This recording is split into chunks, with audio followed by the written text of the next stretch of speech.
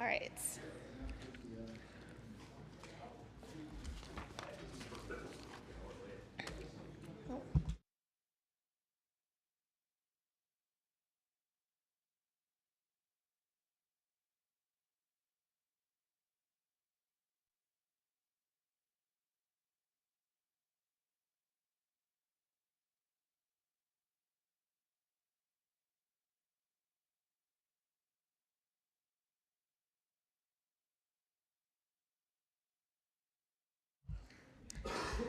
All right, it is 6:31, and we are reconvening into open session, and we do not have consideration of any closed session items. So we'll move into. Thank you. Are we all muted? I'm just getting out.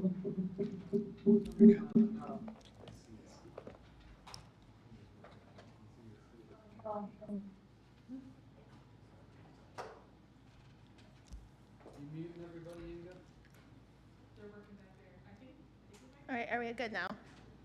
I think so. All right, so we'll move on to number 6, which is our public appearances, public opportunity to speak. We welcome your input and appreciate the community's engagement. This is your opportunity to share comments, questions, and concerns with the board. However, it's the only time during tonight's meeting set aside for public comment and not a forum for dialogue or debate. All comments will be noted, and where appropriate, I'll follow up or other staff will. Please state your name, address, and then you're allotted up to 3 minutes to give your comments, and we will run a timer here tonight. We just ask that everyone be respectful. And we'll start with individuals who have submitted a wish to speak form and are present at tonight's meeting. We'll make sure that everyone in the audience has had their voice heard, and then we'll move on to anyone who's on Zoom tonight. So I do have one wish to speak form from Tom Olson, and you would like to speak?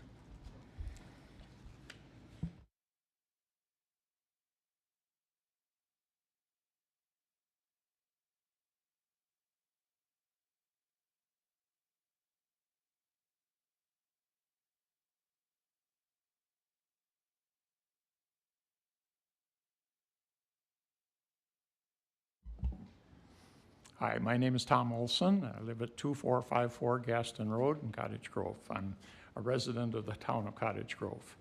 And I sent a couple of emails to both the Planning Commission and the board previously to this, and so I don't want to take a lot of the time, but I just want to reiterate that we have concerns about the development which continue to bother me relative to noise, traffic, safety for us and our neighbors, as well as the whole idea of what this is going to do to our property values. There was mention of a sign that would be on the west side of our property, and I'm not real keen about that, and the extra lighting and everything. So I just, at this point, want to express my concern. I'm not in favor of this particular development for a number of reasons. Its proximity to Oakstone and the duplication of services and things of that nature. So I think I will just end it at that. Thank you very much. Thanks, Tom. We do have Ginny Olson at 2454 Gaston Road, also opposed due to concerns of traffic, noise, and light pollution, town resident, but does not wish to speak. Is there anyone else in the room that would like to give public comments? Anthony?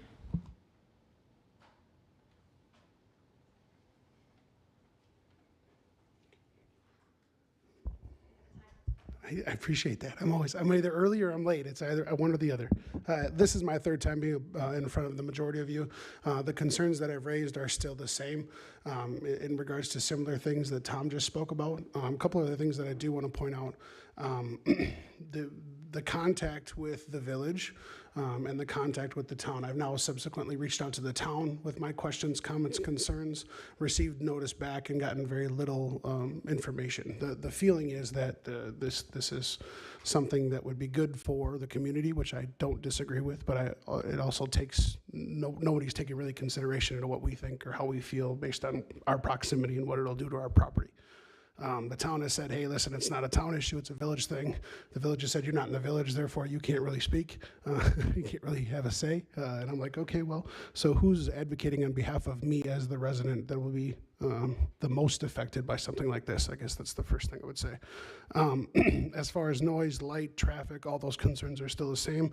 I did get a chance to see some of the things that what seems to be the Village of Cottage Group prepared for review today, albeit I saw them this morning, so I was trying to review a lot of files and trying to get to that point. However, I don't think it was as much time as I would have liked to be able to get them the thorough vet.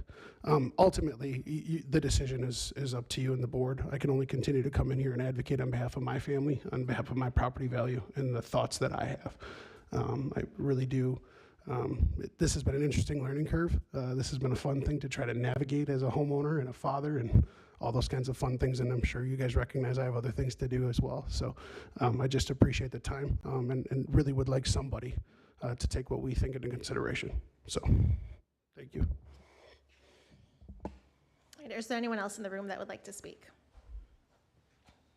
Is there anyone on Zoom that would like to speak? Yes, Dave Huckster would like to speak. Go ahead. All right. So, apologize, just got to bring up what I had prepared, which isn't coming up. All right, so I'm Dave Huckster. I'm a co-owner of the property on Gaston Road considered for annexation with my sister Elizabeth Frenberg. But I appreciate the opportunity to let me speak here tonight. The land was formerly our grandparents' farm and has been in our family for over 75 years. I'm here to respectfully request your support in annexing the 32-acre parcel into the village of Cottage Grove for the purpose of developing a state-of-the-art indoor athletic complex. The project really is more than just a development in my mind.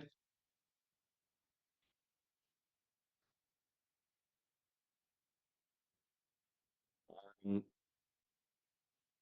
I it's really an investment in the future of Cottage Grove. For the past 5 years, this land has been on the market with limited interest, in large part due to the constraints created by the current tax incremental district cap, without the ability to access TIF support, a tool commonly used to unlock developments of this scale. The site has remained underutilized.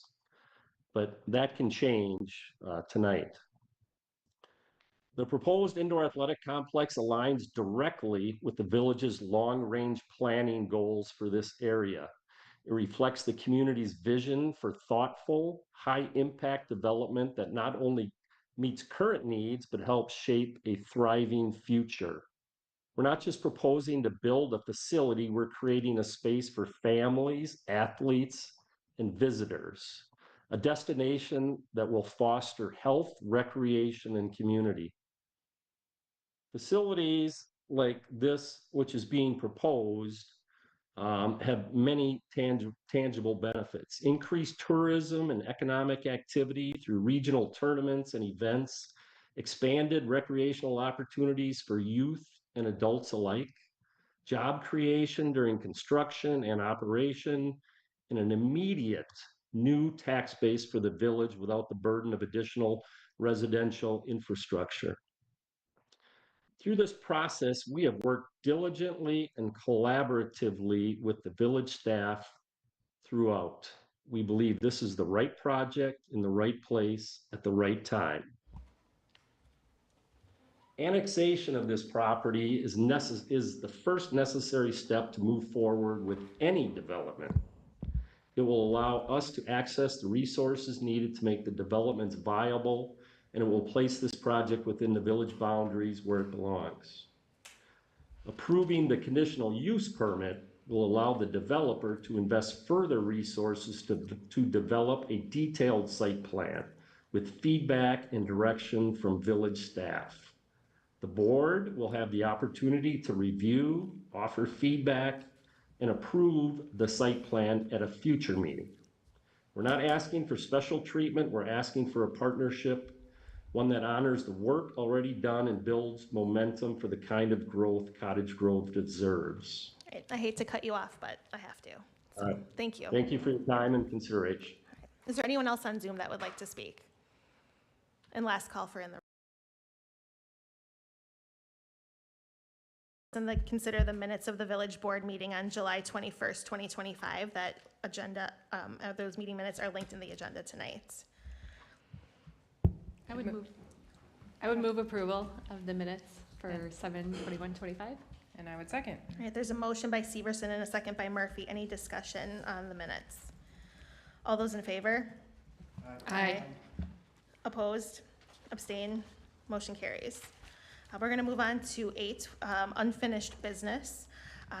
There are 4 items under unfinished business, and the first 2 and the last 2 kind of go together. So we're going to take A and B, but however, because the motion to, or the discuss and consider for the annexation petition failed at last month's meeting, I do need a motion by trustee Dahl, Severson, or Buenzo to reconsider the vote from last time in order to move forward with the discussion.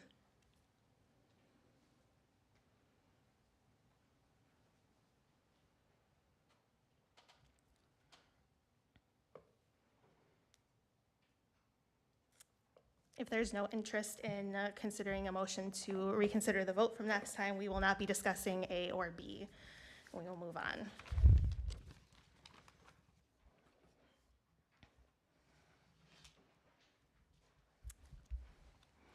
All right, we're going to move on in the agenda then, and we're going to discuss and consider an amendment to the development agreement with CR Cottage Grove Land LLC. There's amendment to development agreement in the agenda. There's also a D is a resolution 2025-16, which for the discontinuation of a portion of Fundamental Way. I'm going to throw this over to Larry to kind of, if that's okay with you, Larry, to kind of give a little bit more background on what is adjusted in the development agreement and why it's coming back to the village board. Sure. The development agreement, the only thing that's changing is the date that we had in the agreement as to when the discontinuance of Fundamental Way had to be complete. There were a number of things that delayed that, and that's before the board tonight. And then, if you don't mind, I'll talk about the discontinuance was something that was required as part of all of the process of laying this out. It's been required in all of the village's previous approvals, including the general development plan and the PUD process for this project. So these go hand in hand together, as you said. They're 2 parts of the same project.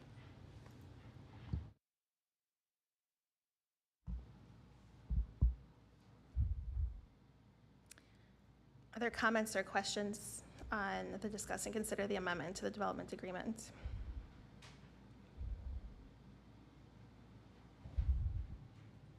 I would make a motion to approve the amendment to the development agreement with CR Cottage Grove Land LLC. And I'll second. There's a motion by Severson and a second by Murphy. Any more discussion on this item? All those in favor?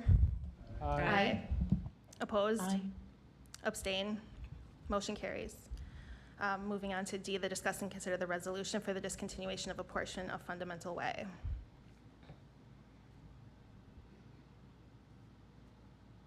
Any other? Unless there's any questions, we're ready for a motion on that Yep. too. And I'd make the motion to consider resolution, or to approve resolution 2025-16 regarding discontinuing a portion of Fundamental Way. I'll second that. There's a motion by Murphy and a second by Dahl. Any other discussion? All those in favor? Aye. Opposed? Abstain? Motion carries. If it's all right with the board, I do just want to go back to A and B and make sure that there isn't appetites to have any discussion on the annexation petition or the conditional use permits, knowing that there had been additional asks of village staff We do have some individual, the landowner, the attorney, and the applicant here again. Am I able to make a comment without us reconsidering a vote? So we just needed the motion to reconsider the votes in order to kind of move on so that we could then have a discussion and then a motion and a consideration of the annexation petition and then a separate discussion on the conditional use permit. So the Yeah, reconsider the so motion. Larry, can you? if if somebody moves reconsideration and it passes, that doesn't approve any annexation, it just puts it back on the table before you today. Because it failed last time, it is a 3-3. Yes. No, I understand that. Okay. I understand the parliamentary procedure of it. I'm wondering if I can just make a comment without having to go back into the whole reconsideration motion. And, you know, as I always say, there's Robert's rules, and like you say, the parliamentary procedure would be to move to reconsider before we discuss, but we often relax those rules, so it's up to the presiding officer. I'll allow a relaxation of the rule. You can give a comment. I just want to compliment the staff and thank them for the work that they put in addressing our concerns. I feel like we were heard by the staff, and I just want to say thank you to them for that.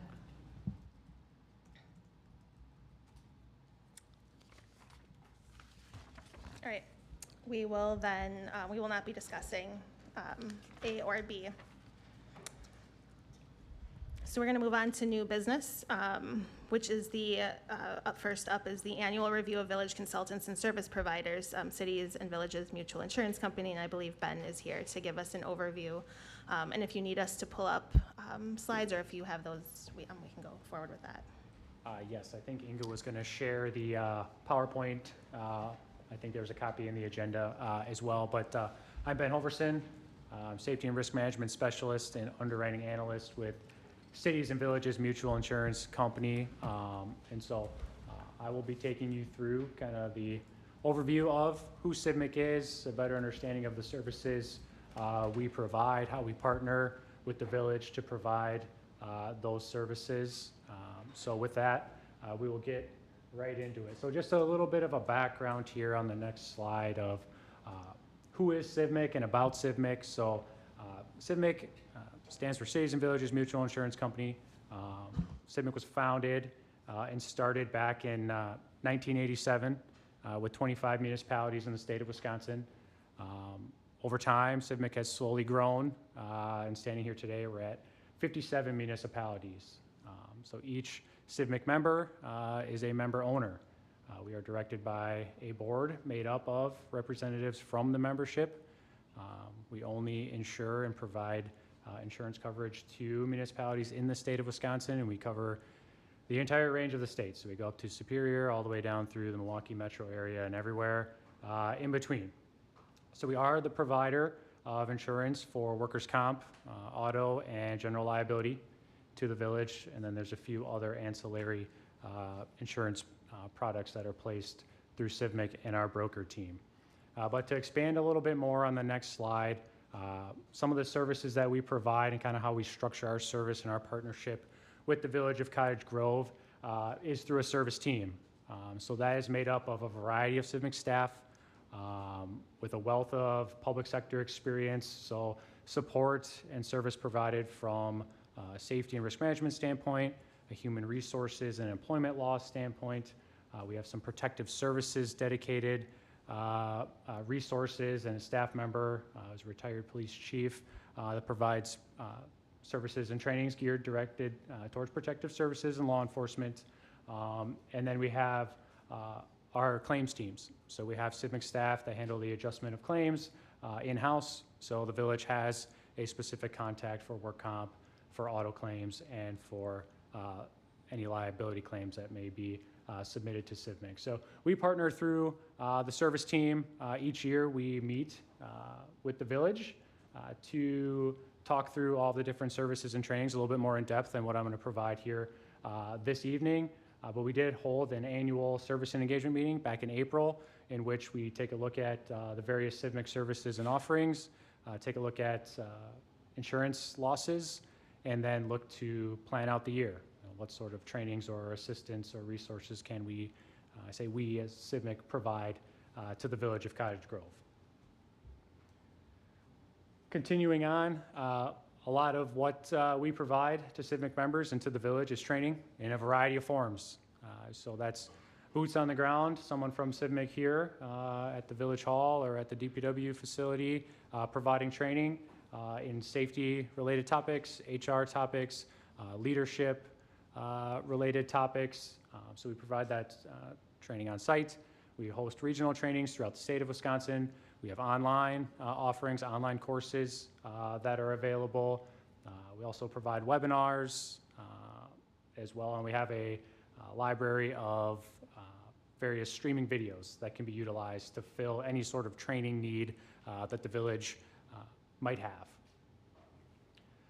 The next slide, expanding a little bit, in addition to just your typical safety suite of trainings or HR related topics, we do have some leadership development tracks, and that's what you see on this slide here. So we have an emerging leader program, which is designed to have village staff that are looking to eventually go into a manager or supervisor role. So we've got a whole curriculum developed for that, for those emerging leaders, courses for perfecting leader, which is those that have been in established management or supervisor roles. So we've got a track that can help them hone their skills in a variety of areas, whether that's time management, whether that's soft skills, emotional intelligence, project management, things like that are included in these types of programs, as well as a leadership action series, which is kind of putting a bow on all of the leadership development training. So it's a lot of resources related to safety, HR, employment law, but also leadership development as well.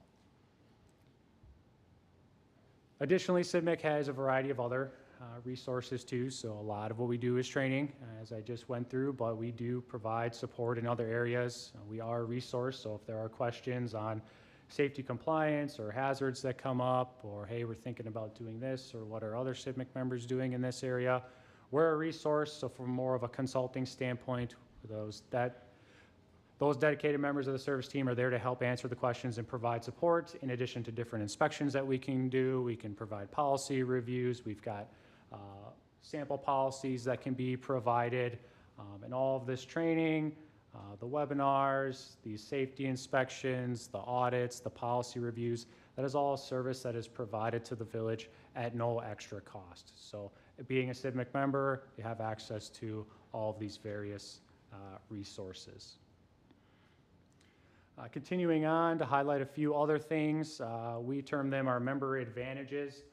So these are a few things that the village has access to and CIVMIC provides to the village.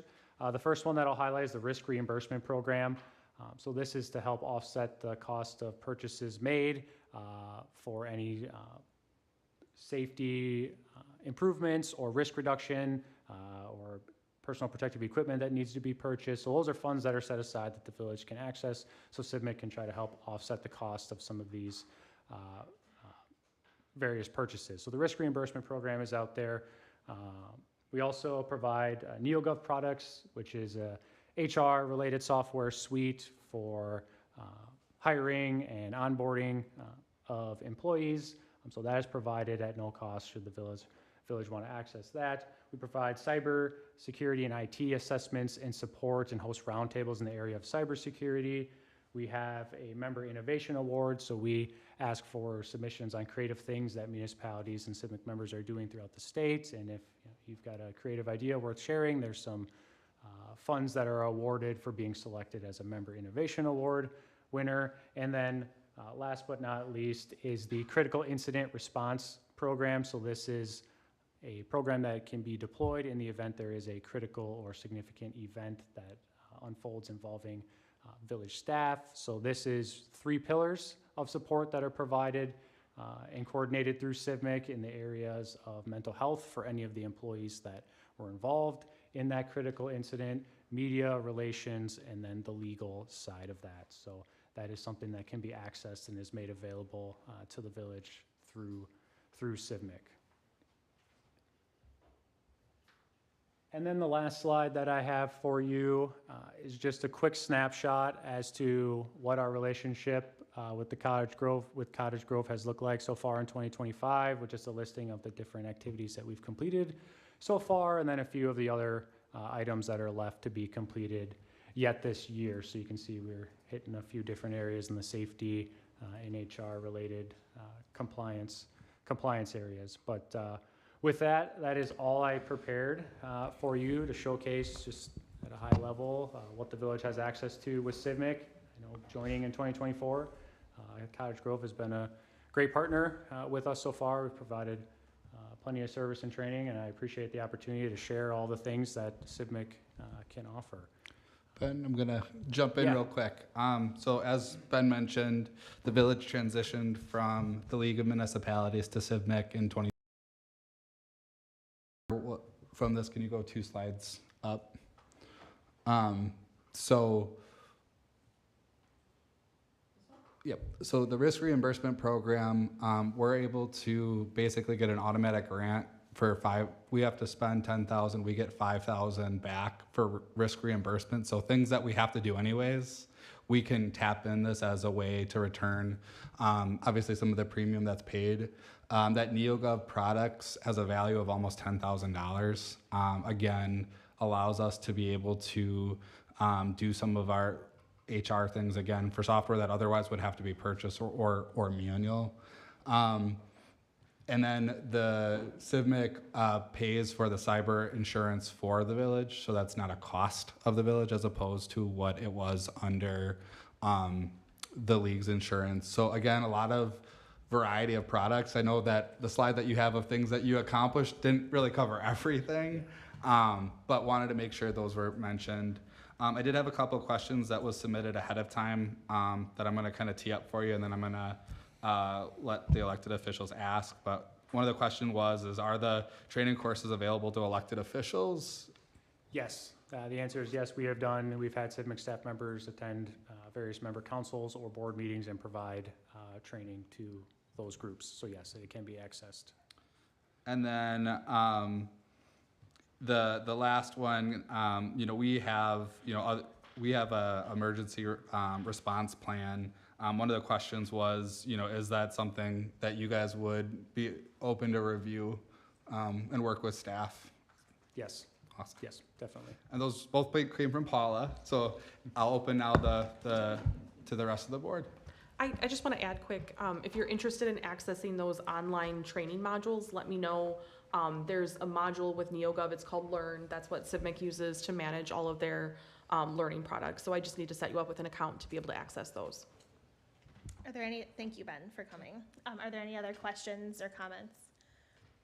No, I guess that was the one question I had is if the courses are available to us, how do we do this? I can reach out to you. Second question was under this risk reimbursement program and the safety programs that we have, you talked about some of the things that we're doing.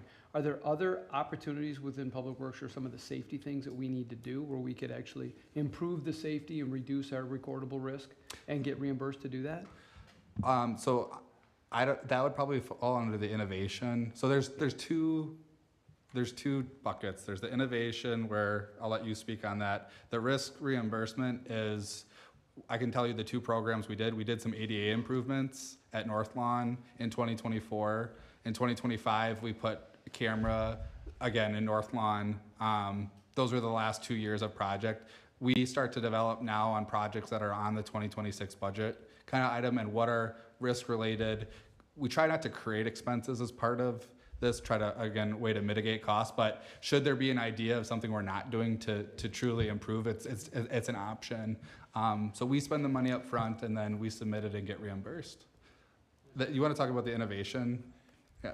Yeah, with the Innovation Award, so as various safety improvements or programs or things are installed that reduce risk throughout the village, that can be submitted through what we call the Member Innovation Award, which is a pool of submissions made from all CIVMIC members, from DPW groups to different utilities to libraries to you name it. And there are 5 selections made, and should the committee that reviews those select a Cottage Grove submission, there'd be a $2,000 funds available to add, basically it gets added to your risk reimbursement program. So those efforts and programs could be submitted to the Innovation Award and therefore could be eligible for $2,000 for implementing those. So that's like an annual grant type thing Annual. to select communities based on programs. Correct. The risk reimbursement program, that is well-defined, and you don't have to like submit to a committee to get awarded that, right? Correct, yeah. And that's what you were talking about. The risk reimbursement is an annual program. A submission is made explaining what it is, how it reduced risks, and then CIVMIC approves it.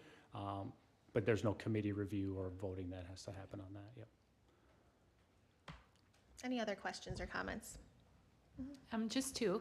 So you're member-owned, and sometime member-owned cooperatives will return, like premium or something. Is that something that you ever do, or is that kind of what funds this risk reduction?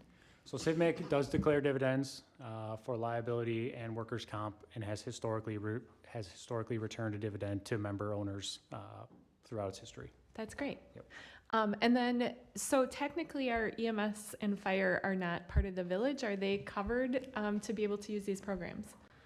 So we talked about, it came up with EMS. So through the conversations and through the switch, our partner communities, our partner organizations had asked. I believe that would have to formally be approved by your board because it's something that you guys haven't done before. Correct. But yeah, I worked with Chief Lang on what that could look like should they want to make a change. Yep.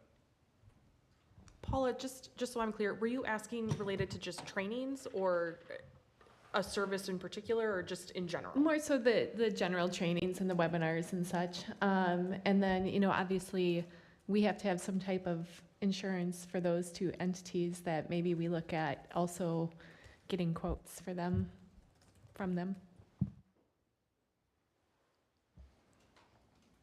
I had a question, just a reminder, when we had originally gone with CIVMIC, was there something about like potential litigation a municipality could get into relating to development and property rights? Was that part of insurance, or am I thinking of something different? You are, I think you guys have, I think it was specific to assessment or loss. There is something in there. I believe it's on the assessment side, and it's only, I think, a fixed dollar amount. And then because those become very expensive pretty quickly. Okay. All right, thank you. All right, if there are no other questions or comments, again, thank you for coming tonight. Thank you very much. And thanks the group. This is, I would have done this before I started, but this is to kick off our annual professional service provider review. We have 4 each of the next 2 meetings. So again, appreciate the questions in advance because it does allow our presenters to prepare if they have specific information that they have to either calculate or gather. But asking in this way is more than okay as well. And you'll send a follow-up email to the board with the next provider before the next board meeting to get those questions, correct? Yes, I will. Okay, thank you. All right, we'll move on to new business B, discuss and consider resolution 2025-15, recognition of August as Civility Month. I penned this resolution, and I think it pairs nicely with National or Community Night Out that's happening later on in the month. I would move approval of resolution number 2025-15. I'll second. This is Renee. Oops, sorry. Oh. Go ahead. I was just going to second the motion. You want to give it up to Renee, Pete? Yes. Okay, so I'll have a motion by Severson and a second by Buenzo. Any discussion on this? All right, all those in favor? Okay. Aye. Opposed? I Abstain? Motion carries. Like I said, there's community night out, and I know that the library board has a special activity that's going to pair with this resolution at that event, which I cannot remember the date of. It's Wednesday, August 20th. August 20th, 5 to 9. 5 to 9 at Bakken Bakken. Park. That has 2 Ks in it, because I spell it wrong all the time. All right. We'll move on to new business C. Discuss and consider a temporary alcohol license for the Cottage Grove Lions Club. This one is for the Taste of Cottage Grove event on August 21st. I don't know if there's any additional information to provide us with. Pretty straightforward. The Lions have done this the last couple of years, and so it's just a temporary alcohol license for that event. Murphy would move approval of the Lions Club temporary alcohol license for Taste of Cottage Grove on August 21st, 2025. Second. Motion by Murphy and a second by Severson. Any discussion on this item? All those in favor? Aye. Opposed?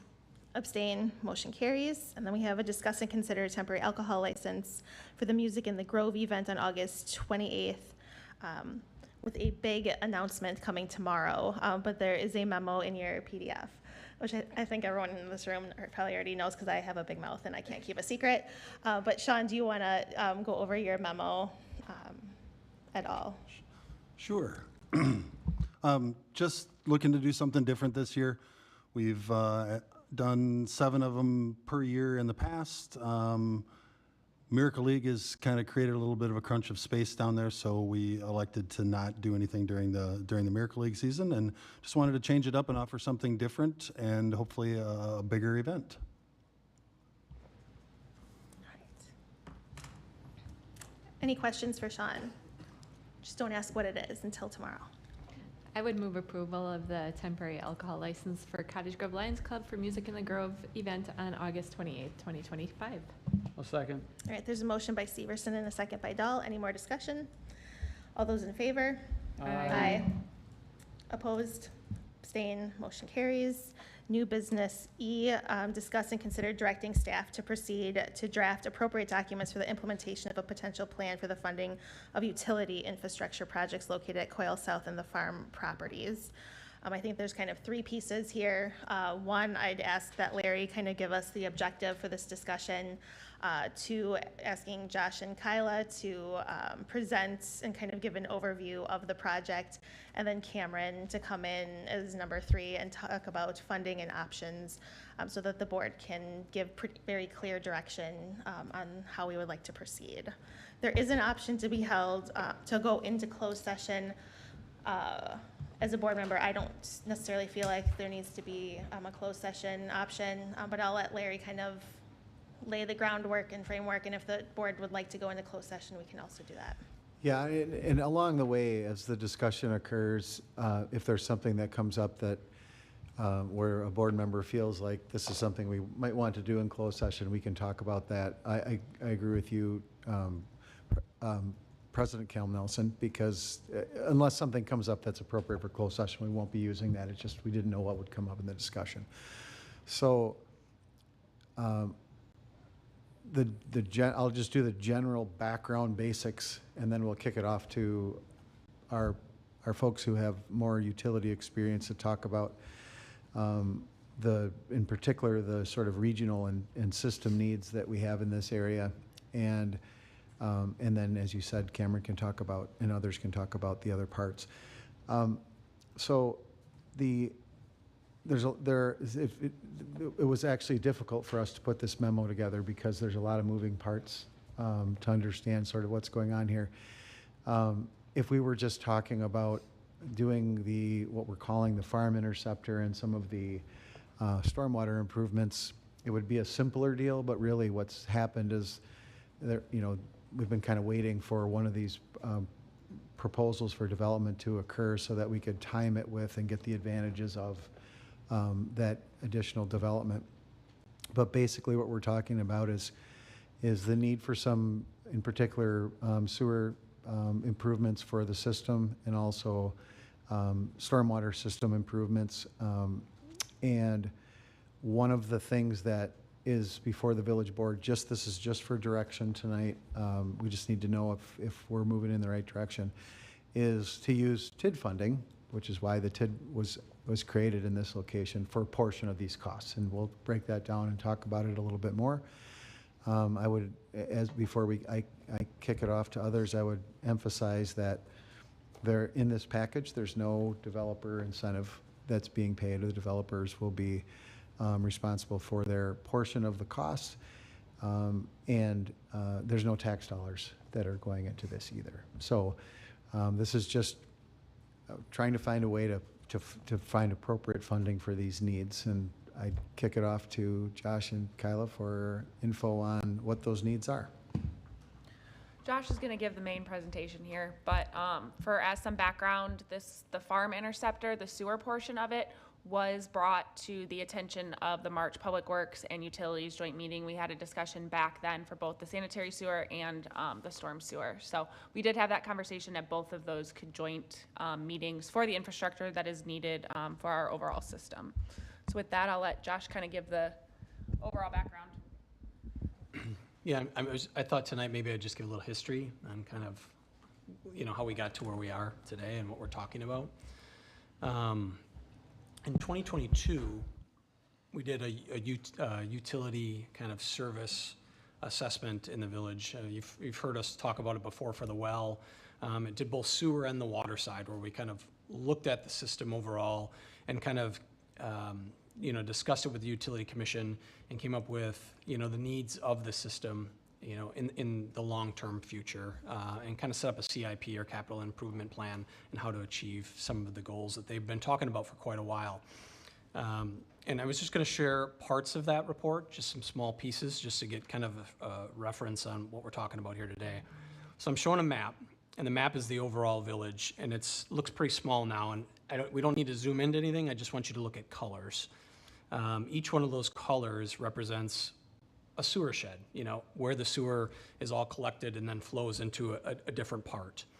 The important part of this map is everything in red, everything in blue, and everything in purple comes through the sewer and is transferred to green, which is South and Grange. And that goes down to the lift station, which is by Bakken Park down here in the village's southwest corner. So as part of that, the purple comes over by itself on the south half here and goes over to that same lift station. All of that sewer then gets pumped to MMSD. But that green portion is where the kind of limiting factor of the system is, because everything's flowing to the green and then flowing down to the station. And the sewer there on South and Grange, which the Utility Commission for years has known, that's our kind of weakest link, if you had a weakest link. And I don't take that as it's a weak link, but that will be the first thing that needs to be addressed as capacity continues to be needed in the system as you guys continue to expand.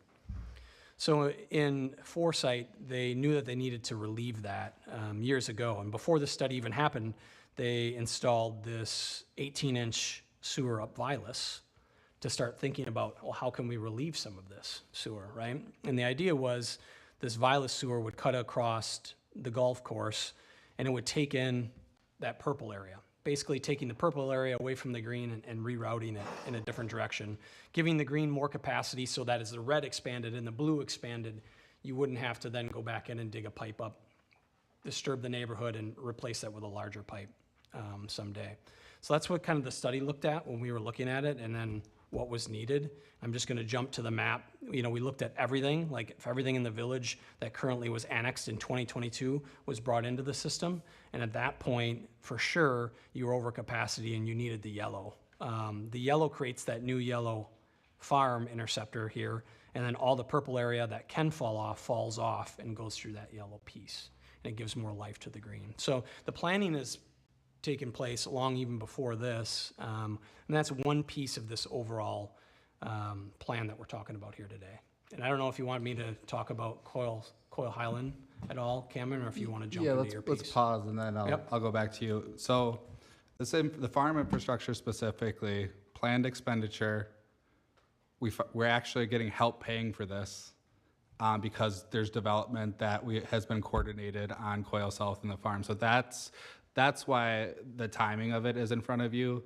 The Utility Commission has this as a project that they know needs to get done, and it needs to get done sooner rather than later. And so when the Coyle South development came up, it was an opportunity to proactively reach out with the landowners of the Tyranny property and say, we want your input because we know you're eventually going to develop there. We want to make sure the tentative road is about where it's going to be, and how much, working with them on their contribution. Because again, we are going to upsize that to an 18-inch to help with the capacity as Josh demonstrated.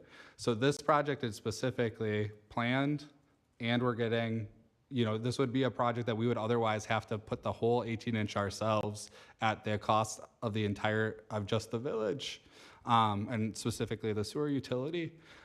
So this mechanism that we kind of discussed, and I'll go into further on the utilities, but there's several buckets we're pulling here to get this project across the finish line that doesn't have an impact at all on the ratepayers and in the form of a TID incentive. So if you want to specifically talk about Coil South infrastructure. Yeah, so Coil South was actually planned and engineered and approved as a document back in 2013. That shows you how long they've even been thinking about the farm interceptor before that, because in this plan that they have approved and can construct, the way it stands today is it shows 2 sewers in it because they didn't know when the farm was going to go. So in the lower part here, this is like a profile under the road. They have the 18-inch sewer flowing through their site, but an 8-inch sewer, they have double sewers, an 8-inch sewer flowing back to Cottage Grove Road, knowing that they also had to put in an 18 because someday that would be a relief. We're trying to get rid of that altogether and that redundancy because it's costing, the developer a little bit more to put their own in, but it's also costing the village something to maintain both of those systems in the future. We're trying to kind of pair those together and get it all done to start. And just from an economics part, the developer would, in this situation, would pay the 8-inch, but we would have to go back in when the 18-inch, and that would be 100% our cost. So that's why there was a benefit here to work with the developer to put the 18-inch in originally, so we weren't having to come back and bear the entire cost of that project. Correct. So there's 2 other kind of facilities that, go through here as well. There's a water main, which typically they'd be putting an 8-inch water main in for their site, but at the same time, looking down the road and thinking about the system overall, and what was in kind of the utilities master plan was there should be a 12-inch that goes along this and then ties back down into Vilas again for better fire protection, better flows, better pressures throughout the system, redundancy of mainline transmission. That would be another upcharge, that they wouldn't typically pay for the 12. They pay for their 8 portion. There'd be a 12 portion, which you'll see in Cameron's thing. And so in that instance, our water and sewer impact fees have a portion of it that's specific to as homes develop, they pay for their share of what it costs to upsize to have that service because the developer is putting in a regular 8-inch. So as this area develops, we have already the cash on hand from the impact fees for the water, but as this area develops, those fees get replenished and are used for additional upsizing projects. And then lastly, there's a stormwater component to this site. This site's a little unique in the sense that it has a lot of stormwater that flows to it. So I'm going to see if you can see my hand on the upper corner. So this is Cottage Grove Road. Up here, there's a bunch of town parcels, and there's the village road section. And a majority of the town parcels flows through this site, and it flows in and through the site completely, and then off to the kind of southern boundary. And across the street, yep. And in order to develop it, they're gonna have to put in kind of a larger storm sewer that kind of takes this flow that already goes through the site and kind of bypasses it to their ponds. It's a cost that if they were developing on their own, somebody would be taking care of the upstream water that they don't want to bear on their own, and we understand that it's a burden to the site, and there has to be some sort of a cost share on how we're gonna handle the stormwater that really isn't their stormwater, but flowing through their site. From other already developed sites. So that's part of kind of this TID cost that Cameron will be talking about as well. Yeah, and so stormwater is currently not a utility of the village. So typically, all stormwater projects have to be levy supported. Part of the reason why this TID was created is because there was we were aware of a regional kind of pond area that had to be, and then again, another pond to serve specifically some of those commercial properties. So what is happening here is the developer will agree to a certain level of value to support what we need to pay for the stormwater improvements that will benefit the system in its entirety. So this is a way for development to pay its fair share of those stormwater facilities, without it coming onto the levy for additional taxes. That's pretty much all I had, unless we want to get into more details, but I'll wait for questions. I'll add a little bit on what the TID deal would look like. As Cameron said, we've calculated I say we, I didn't do the calculation, but staff has calculated what minimum amount of value we would need by when to ensure that we would have tax increment coming in to cover the village's projects.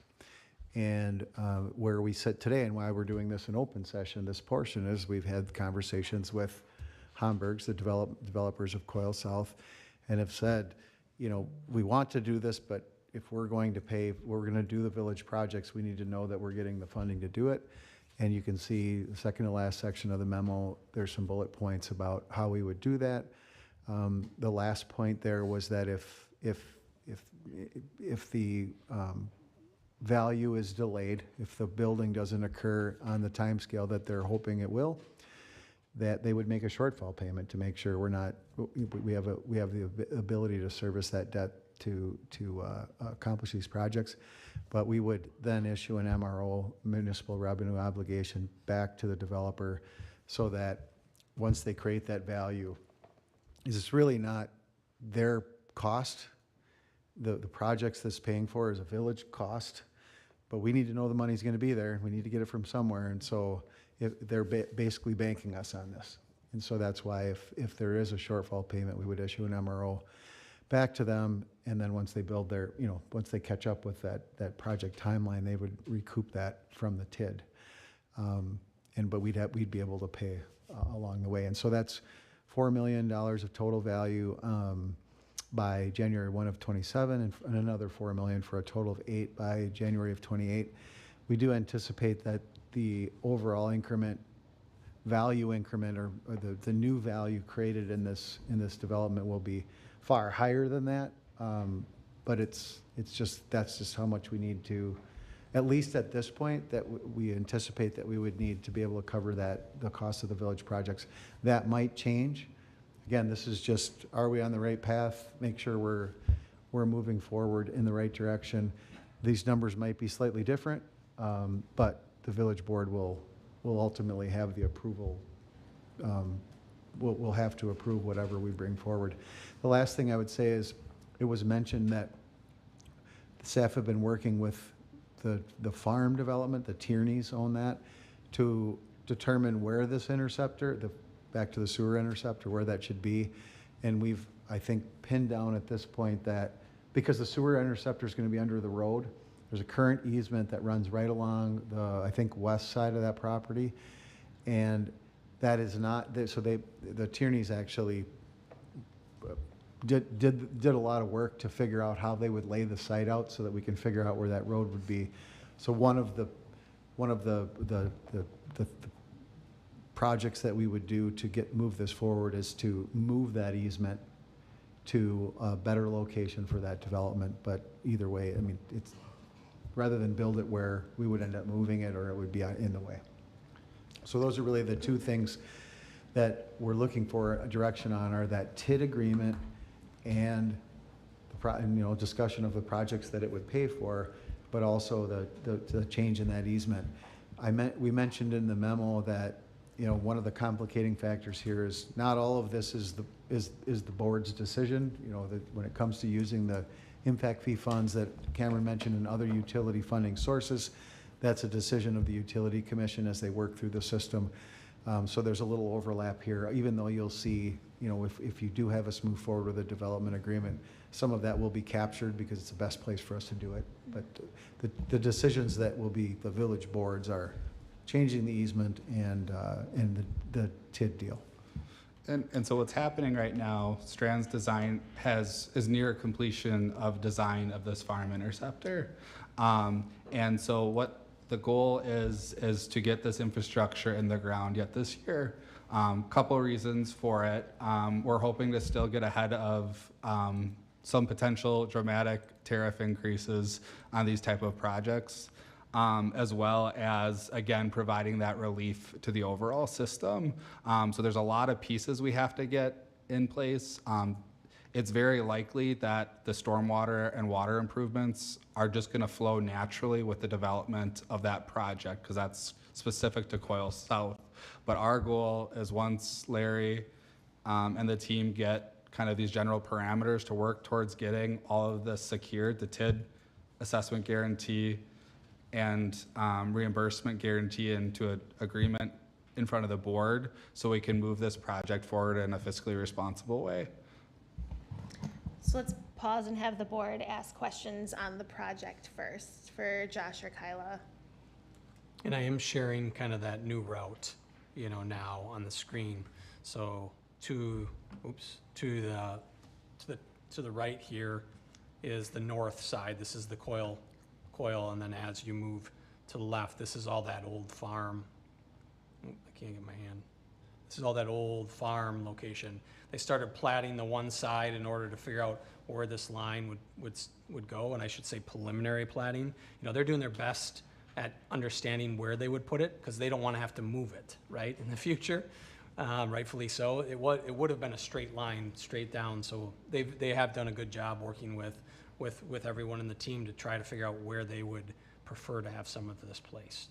So that's the first bit of direction you want from the board, is the location or how this looks. Yes, if you're willing for us to continue to work with the Tierneys to make it the best location for both us and for them. Like Josh said, it is preliminary platted right now. Any change that they would do in a formal plat, they are under the understanding that the relocation of the sanitary sewer would be on their cost. So they've been working very diligently with us over the last several months. I appreciate all the Tierneys' work on this as well. This is their project is not going to happen tomorrow, and so the fact that they're willing to jump in and work with us and contribute on a project that we need to do anyways is a huge testament to their ability to be invested into the community, because this is a sizable investment. All right, comments or questions on this portion? So because Tierney's not ready to move forward, there wouldn't be any cost covered by them. So it was Yes. It's about 1.9 million to do the interceptor. Yep. And you're saying TID 8 would cover 475,000 of that? So I guess we want to be because of this project's complexity, the Tierney portion there's no TID component. It's all Tierney and impact fee dollars. So walk us through the 1.9 Sure. million and how you foresee that getting paid. Just want to make sure that there's no other questions from board members on the actual project before we talk about financial. I was just going to ask Chris, because you spoke about this at Utility Commission, were there any concerns? Not that I recall. I think the true concern has been, let's let Renee go first. Yep, go ahead, Renee.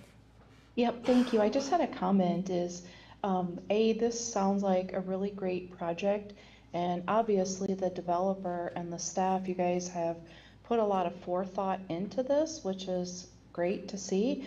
But I'm just kind of curious to add on to Kyla's statement about, for the last several months you've been working with the developer. I'm curious as to why the board hasn't been informed sooner. So that has primarily been a utility discussion. There was a conversation that was brought forward through a Public Works update at a earlier board meeting, which we had this project at a high level presented to Public Works and utilities, and then presented in the form of an update. I think there's with both of these developers, it takes a little bit of time in between meetings to coordinate 6 to 9 people that have to get in a room at any point in time to work on this project. So progress doesn't happen quickly. So this is kind of that next step in the process. Thank you for explaining that, and I agree. The developer, this is a great example of a developer working great with our staff at this project. And I also appreciate back in 2013 that the board was looking ahead to the future for something like this. Perfect. All right, Cameron, do you want to go over the financials for us? And I want to be very careful here because These are numbers as of right now. There's relatively large contingencies that are built into here. Additionally, good news in the TID may result in a larger share of the TID, so contributing. So for now, based off of kind of preliminary information, if we look at the two, is Quail South north or south? Okay, north, because I'm directionally challenged. So the north part of the infrastructure improvement is where 100% of that TID request, so 475,000 is covering that portion of that project. And then I believe it's again, because I have the project in totality here, it's roughly like 226,000 for the Hamburgs. And again, we are in open session, so I don't want to give exact percentages and things prior to getting into negotiation with things. The second portion of the project is the Tierney's portion, which is roughly 600,000 of the cost. And so when you kind of factor in another, again, for the whole project, roughly 500,000 of impact fee dollars and other revenue sources, that's kind of how you get to the breakdown. But some of this is dependent on need. Some of it's dependent on kind of like the location. One of the things with the impact fee dollars, as I mentioned, to the water improvement, is when that farm area develops, we will kind of replenish that bucket as those homes develop. But we have we're in a great opportunity because we actually have the funds on hand, so we don't have to borrow for that portion of the project. And then the TID 8 portion will be secured through a guarantee. So we'd match up the projected revenue increment with probably a minor debt service. That's on the stormwater. So TID's covering a portion of the north portion of the farm interceptor and and a vast majority of the stormwater improvements. So there's one of the project is estimated to be, one of the storm sewer project is estimated to be 500,000. Realistically, that entire project is a village expense. That it is just because of the location of that pond and it's on their properties is what's triggering that pond needing to be done. So it's not caused by the development. We would have to do it anyways. And then the other project that's a little bit smaller, the 185,000 of it, Hamburg is contributing roughly 80% or 148,000, and TID 8's contributing 20% to that second project. I guess just to clarify, I mean, what the board needs to consider is the use of the TID funds. So Cameron mentioned what Tierney, what their contribution could be, but at the end of the day, the utility may end up covering all of that if they want to move forward quicker. Yeah, and I think, yeah, so kind of like that's the uncertainty. So really all we can focus on is what the village could contribute, utilizing the revenue that we can get guaranteed, and that would be the TID amounts. So there's further negotiations with Tierney that are going to happen, and that's going to be a utility commission decision because that is not TID 8 related, that is not village, unless it ends up needing financing of any sort, because then GO financing would come to the village board. But how that second portion of the Tierney property is financed, that would only go through utility commission. Utility commission would approve that project. Go ahead. So just kind of high level, and the map, Josh, that you put up at the beginning. So even if we don't factor in future development, right, there's already a pressure because you said of that yellow area and the purple, correct? Yes. Okay. Yeah, there's already it's already starting to reach some of its capacity. It has some life left, But again, when the last time, and we're gonna continue to monitor it, so every like 3 years, I think we're putting flow monitors in there. What happens when Amazon comes online, what happens when some of these other things were built out? Again, this was more in 2022, things have already been built out, right? So we just wanna watch to make sure that you don't go over capacity, right, and start to fill that up too much. Yeah, I mean, that's my concern. Like, I think the fact that we already have that need, really, regardless of future development, I think we probably need to do this. I know that other communities that haven't done these sorts of things, residents start having sewer backups and, bad things happen, and I don't want my sewer backed up in my home. So I just wanted to make sure I understood that correct. So thank you. So we need to consider the use of TID funds for this project. I guess I have one more question. So when you talk about, and I don't know if you can answer this, you said that at some point Tierney would be covering a certain portion of it. Would that not be until they develop, or would that be? The current discussion that we've had, and again, everything's negotiable. Right, totally. But the current is that they'd either issue a check after we finish the project or before we commence the project. We're gonna have another meeting with them here in about a week to keep working through those conversations, because we had our kind of first or second initial meetings to discuss infrastructure specific, because it took them a little bit of time to get the easement straightened out. So we needed to have an understanding of the easement area, and then the farm interceptor needed to be designed a little further for us to get an understanding of what the cost breakdown should be. I'll add to that too. So there are a number of ways to recoup a developer's portion. And as of now, we're talking about, an agreement. It is possible that we would have to go to a special assessment route if we can't reach agreement. And then what those dollars would be, as Cameron said, we're not sure yet. And that's, sometimes the timing right now is, we always love to have more clear and exact numbers and have this all done, but there's an interest in the board of giving us guidance earlier. This is maybe earlier than we would normally because we don't have that Tierney portion pinned down. But it could be that we'll have to go through a special assessment process.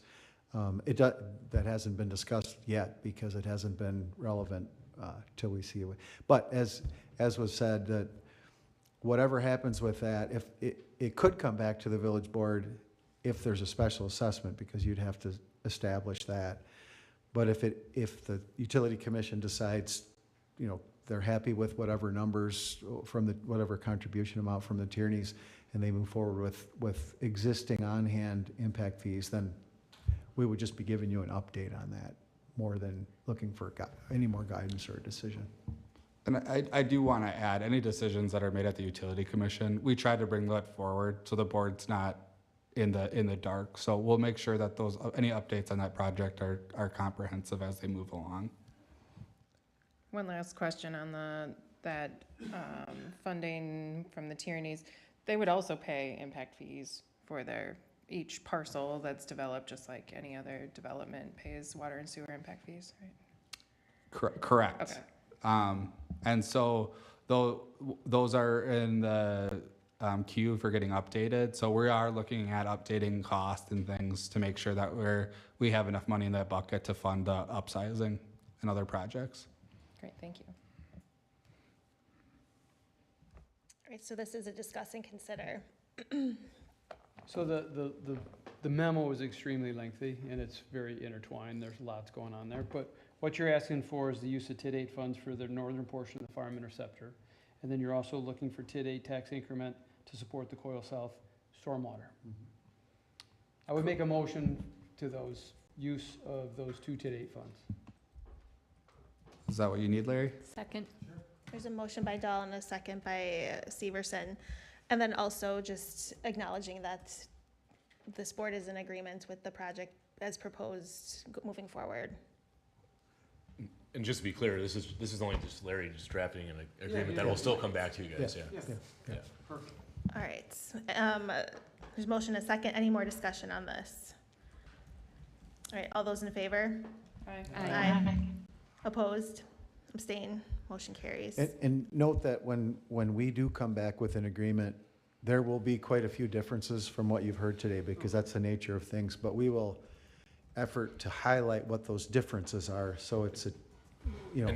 And furthermore, there's 4 commercial parcels that will have other projects that could ask for actual TIF incentives. Those would come in a closed session, and we would have, of course, all of this financial detail accounted for, so they would have to be, explaining why, but for any additional money, their project would not happen. So you guys would evaluate that completely separate from this. And then, if I may, are we on track here with moving this easement? That's the only other thing we need direction on. Yeah, I think That it was makes- part, yeah. Yeah, we don't want to move pipe later. Let's get it in the right place first. Great. Is that that was included? I think, in You the can make a motion. Let's make a We're motion. mostly looking for temperature tests, but yeah, that's, if you want to Why make don't we a make a motion. motion so that it's in the minutes? Yeah, sure. I'll second that. This is Renee. Excuse me. We're trying to figure out the motion part first. We got the second. Motion to have staff move the easement for the farm interceptor as appropriate? There you go. Perfect. All right, there's a motion by Murphy and a second by Buenzo. Any discussion on that one? Oh, let's wait till Chris comes back in. If that's okay with the board.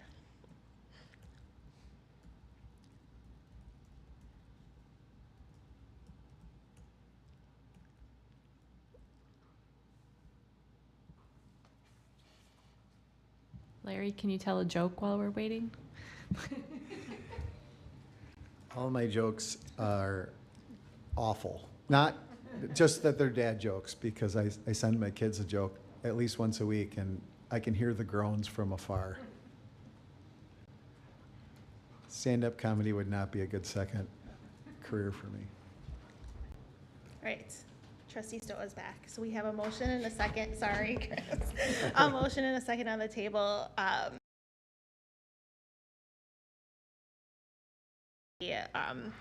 To just give staff direction on the interceptor easements, and to continue to work on it. All right. All those in favor? Aye. Aye. Opposed? Abstain? Motion carries. All right, we're on new business F. Discuss and consider new tech lease at 123 East Cottage Grove Road. There's an option to enter into closed session for this. Larry, can you give us a little info on why we may want to go into closed session or not go into closed session? Well, we can, yeah, again, we'll go through what we know publicly, and then if there's reason Sure. to, if a trustee has an interest in that, I'll turn it over. Cameron, did you want to kick off with the message that you received from? Sure. Okay.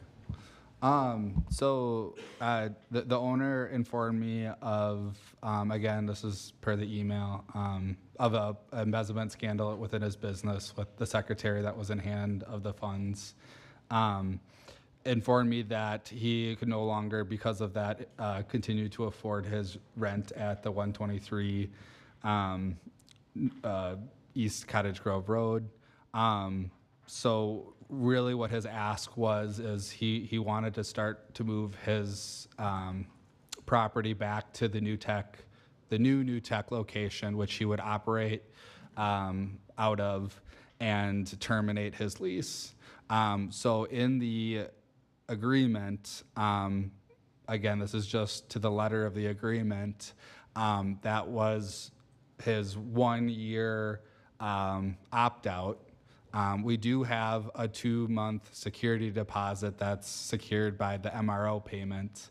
So really what the discussion is tonight is there any flexibility that the board would like to have as far as the remaining 10 months of rent that is due?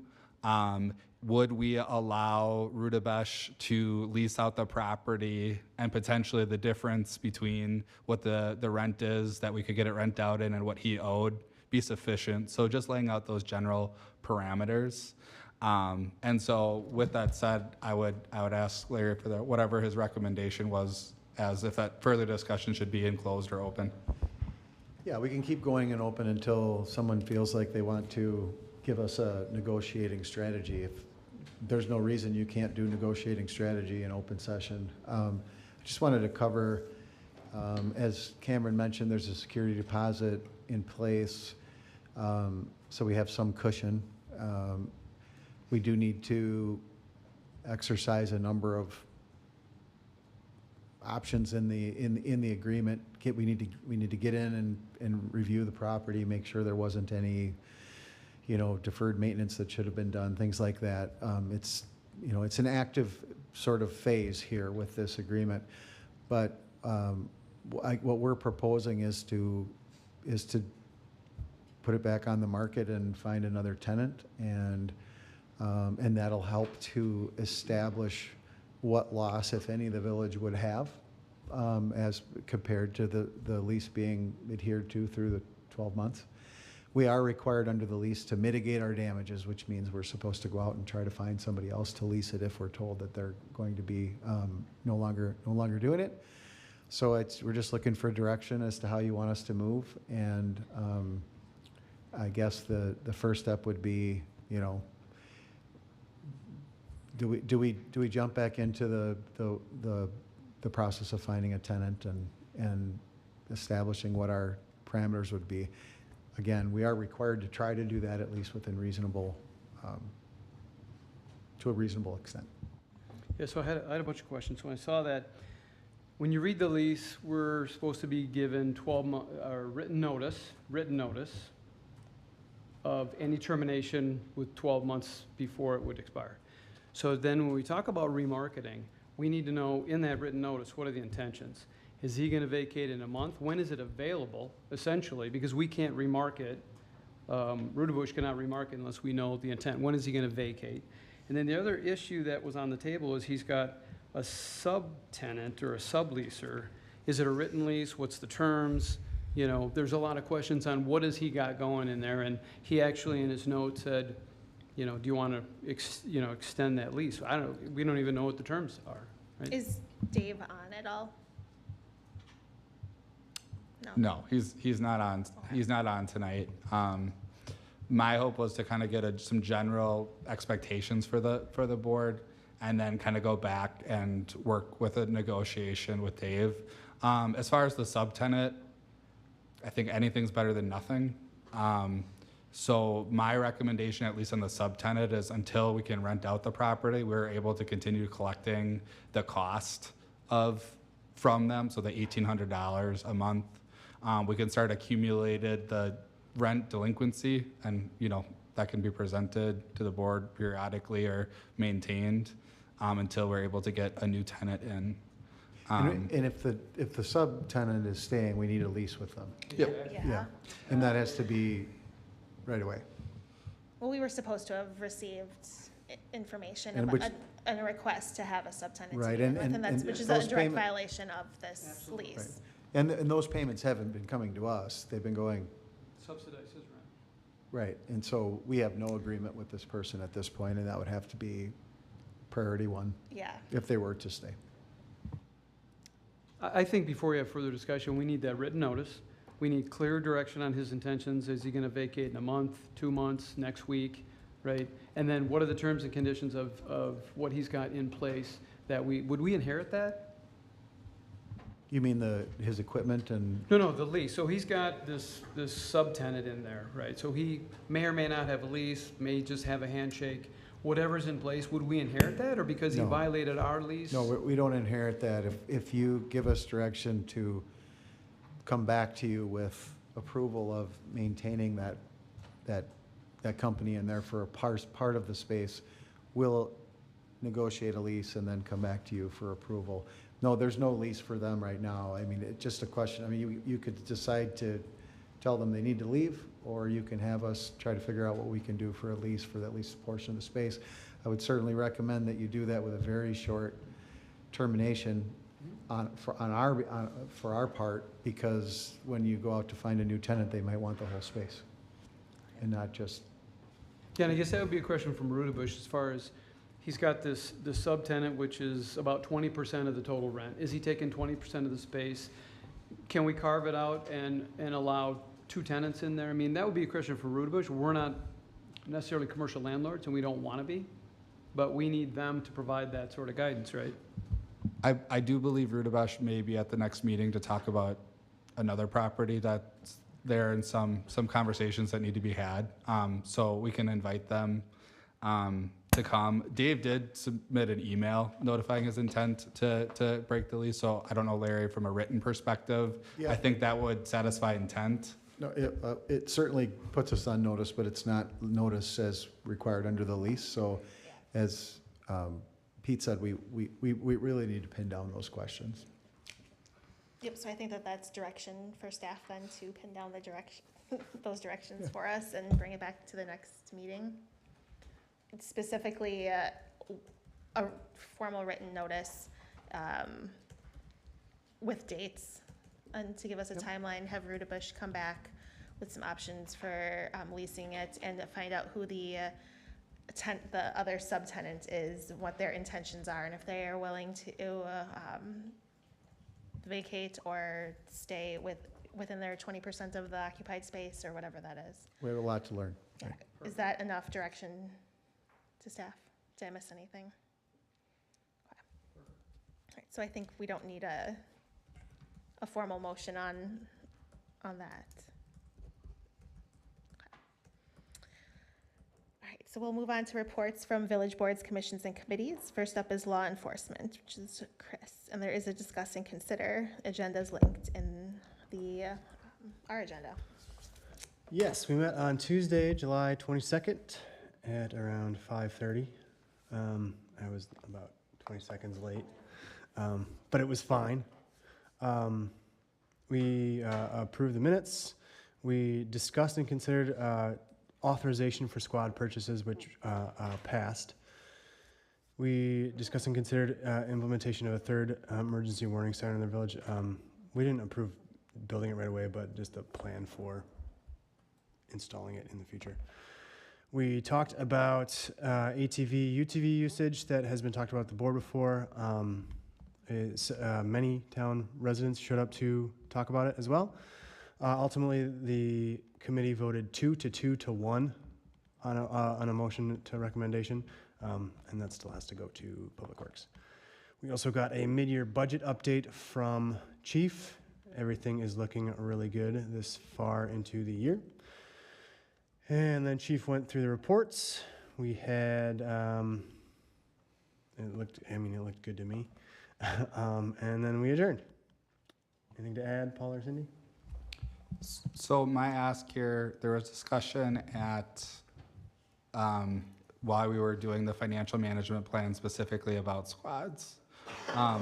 So about 2 years ago, we went through a memo process and recommendation process that gave permission to the chief to at least place the order as long as we had the ability to back out without any financial harm. The reason being is with the how long it takes to get squads into service, we wanted to at least get our place in line. Given the discussion that happened during the financial management plan and prioritization process, I wanted Chief to bring it to LEC and back to the board to give a recommendation, because this ordering window is only open for a short time. I want Chief to have clear direction on placing the order, not committing to purchasing it.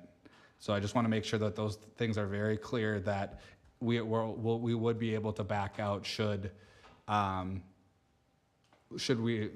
two squads not get approved. One update since, or kind of in the middle of this process, one of these squads is actually going to get paid for in its entirety by insurance proceeds due to total loss on a squad in the last couple of weeks. So that vehicle was totaled? It was. Recommended to be totaled and totaled, yep.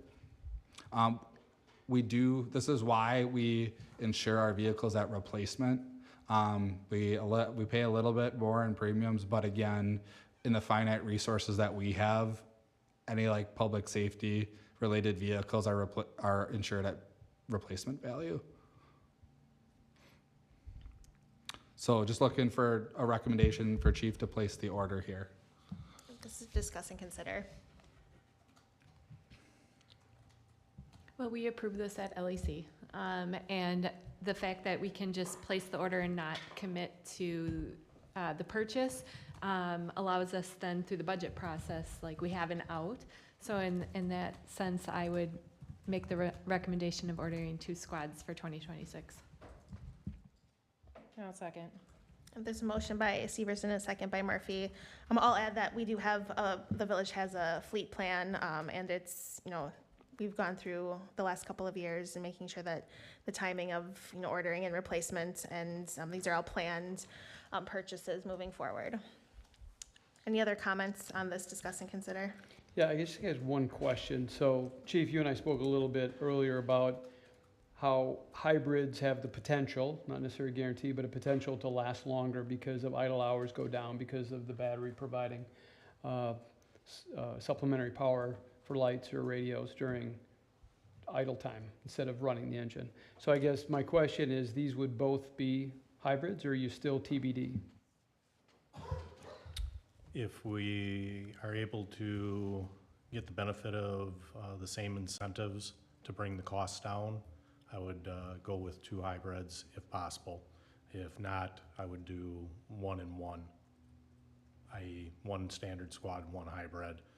Again, that's saying that 2 squads get approved in the final budget.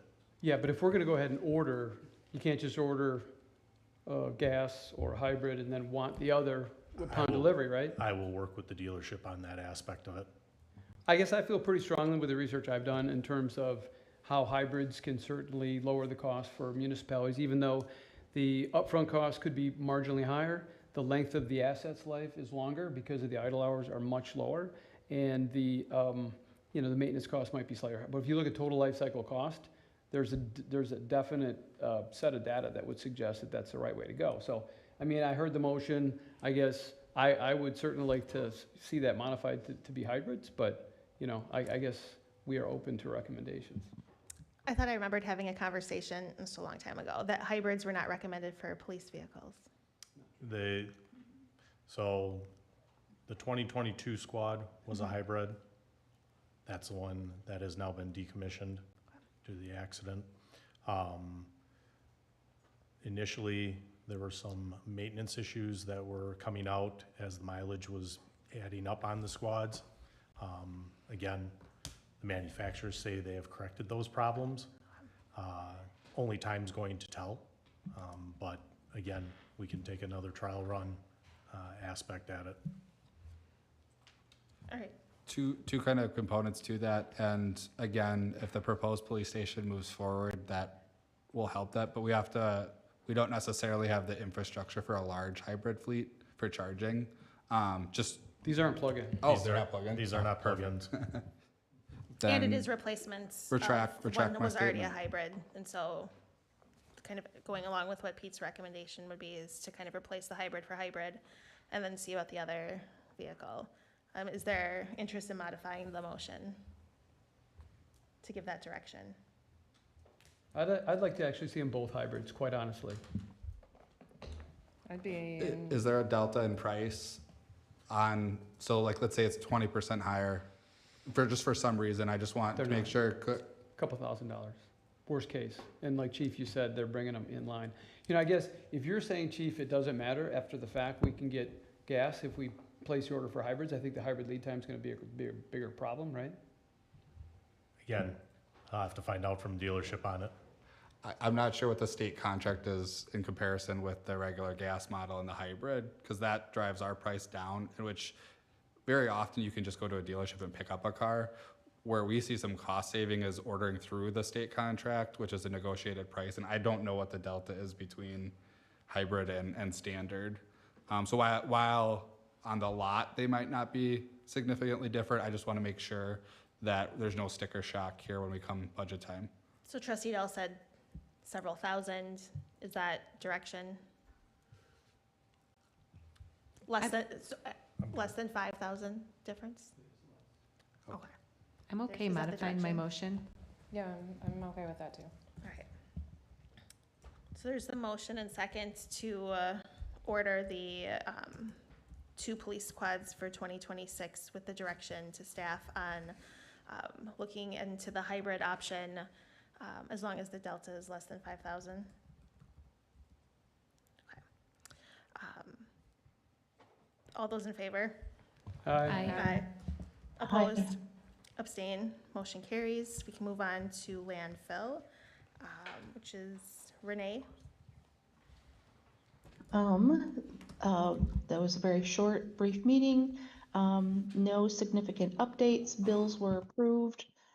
And I had the agenda up in front of me.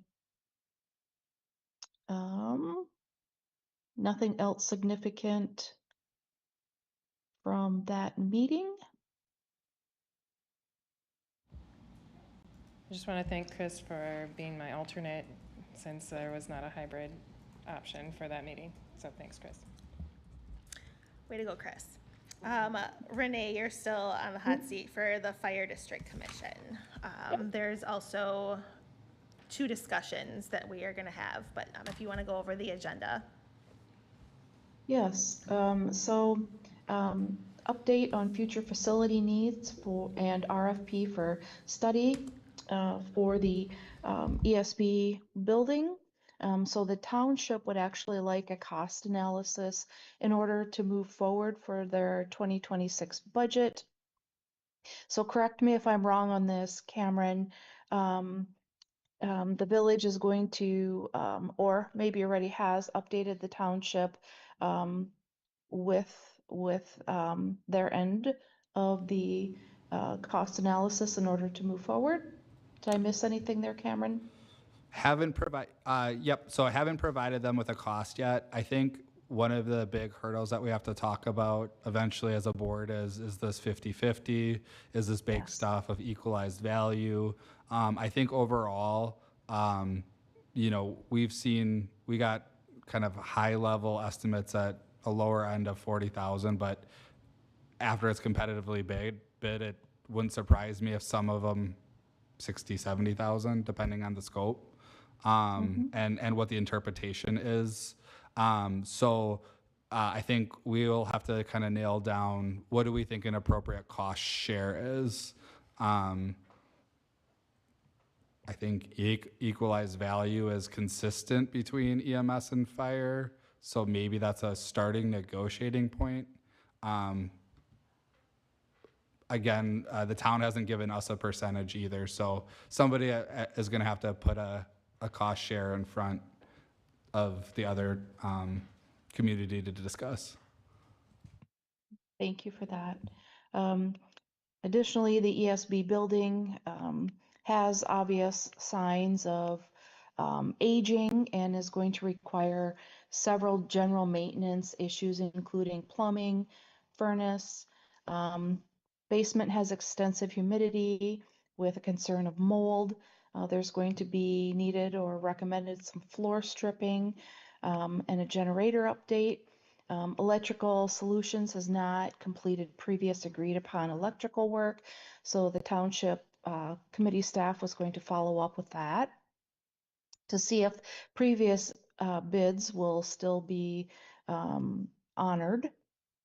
And again, just as Cameron had stated, the equal sharing of the cost or the equalized value. And let's see, the pay per call was approved for the 2026 budget by both the village and the town.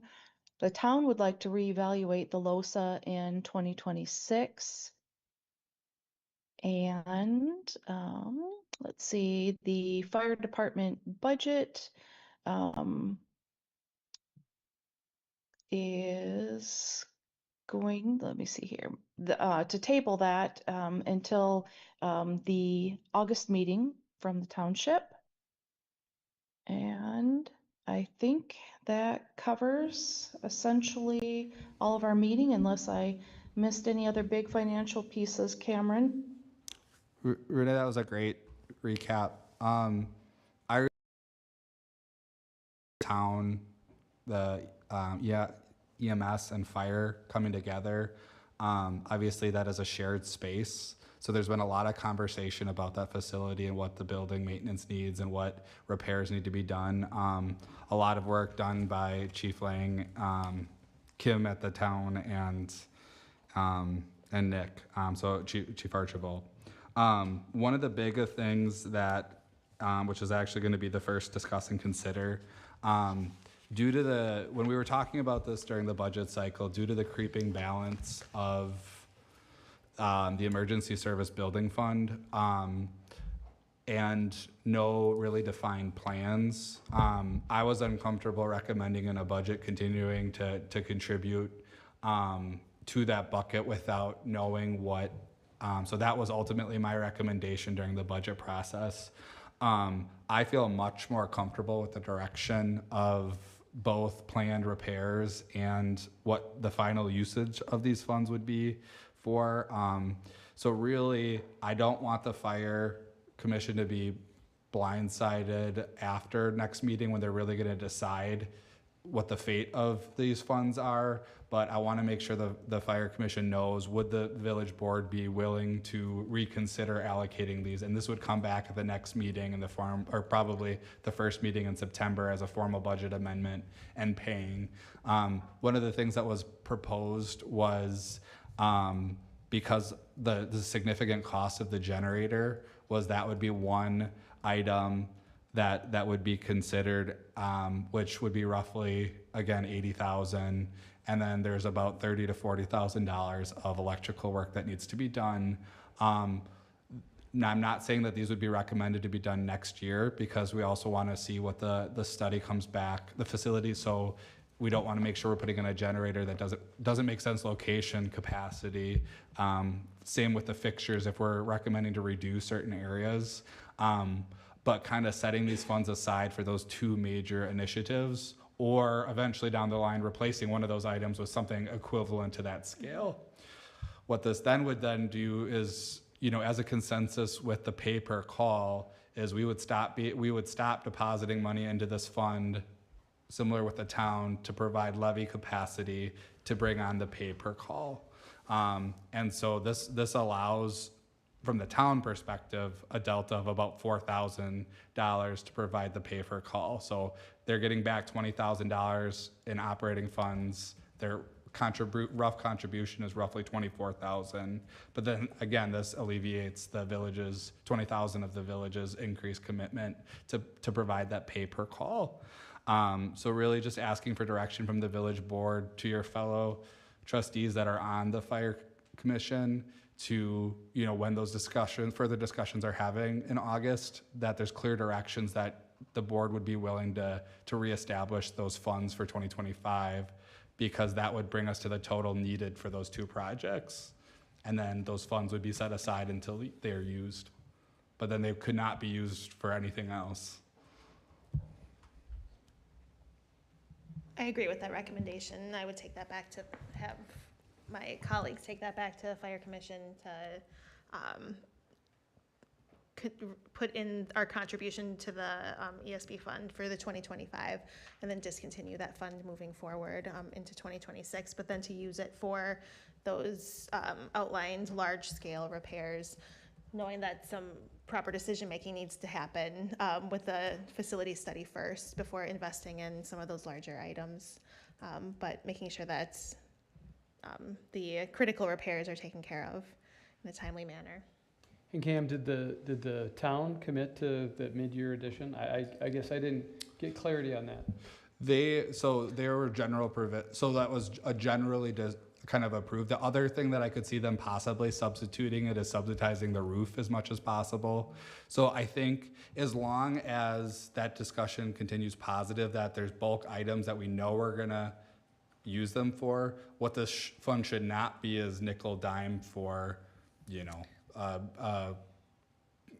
toilet goes out. So we're gonna just pull from that fund, because when this was created to take care of large scale items, the parking lot, the roof, remodel of the fishbowl area. And so kind of when we had these initial discussions with them, I said, I don't like a flat $20,000, because what is that based off of? If $20,000 is based off of these 5 assets and it is gonna take 10 years to save that up, that contribution should be total cost divided by 10, and that's what we should be paying. It shouldn't just be kind of a flat dollar amount. And so then through further conversation with the town, they said it would be very helpful for them to pull that back. And that's why we kind of ending up with, there's about $84,000 in there right now. So if we got up to, one of the discussion is, well, we aren't going to be able to do those 2 projects with the money that we have in there. But if we add the $40,000, that would close that gap.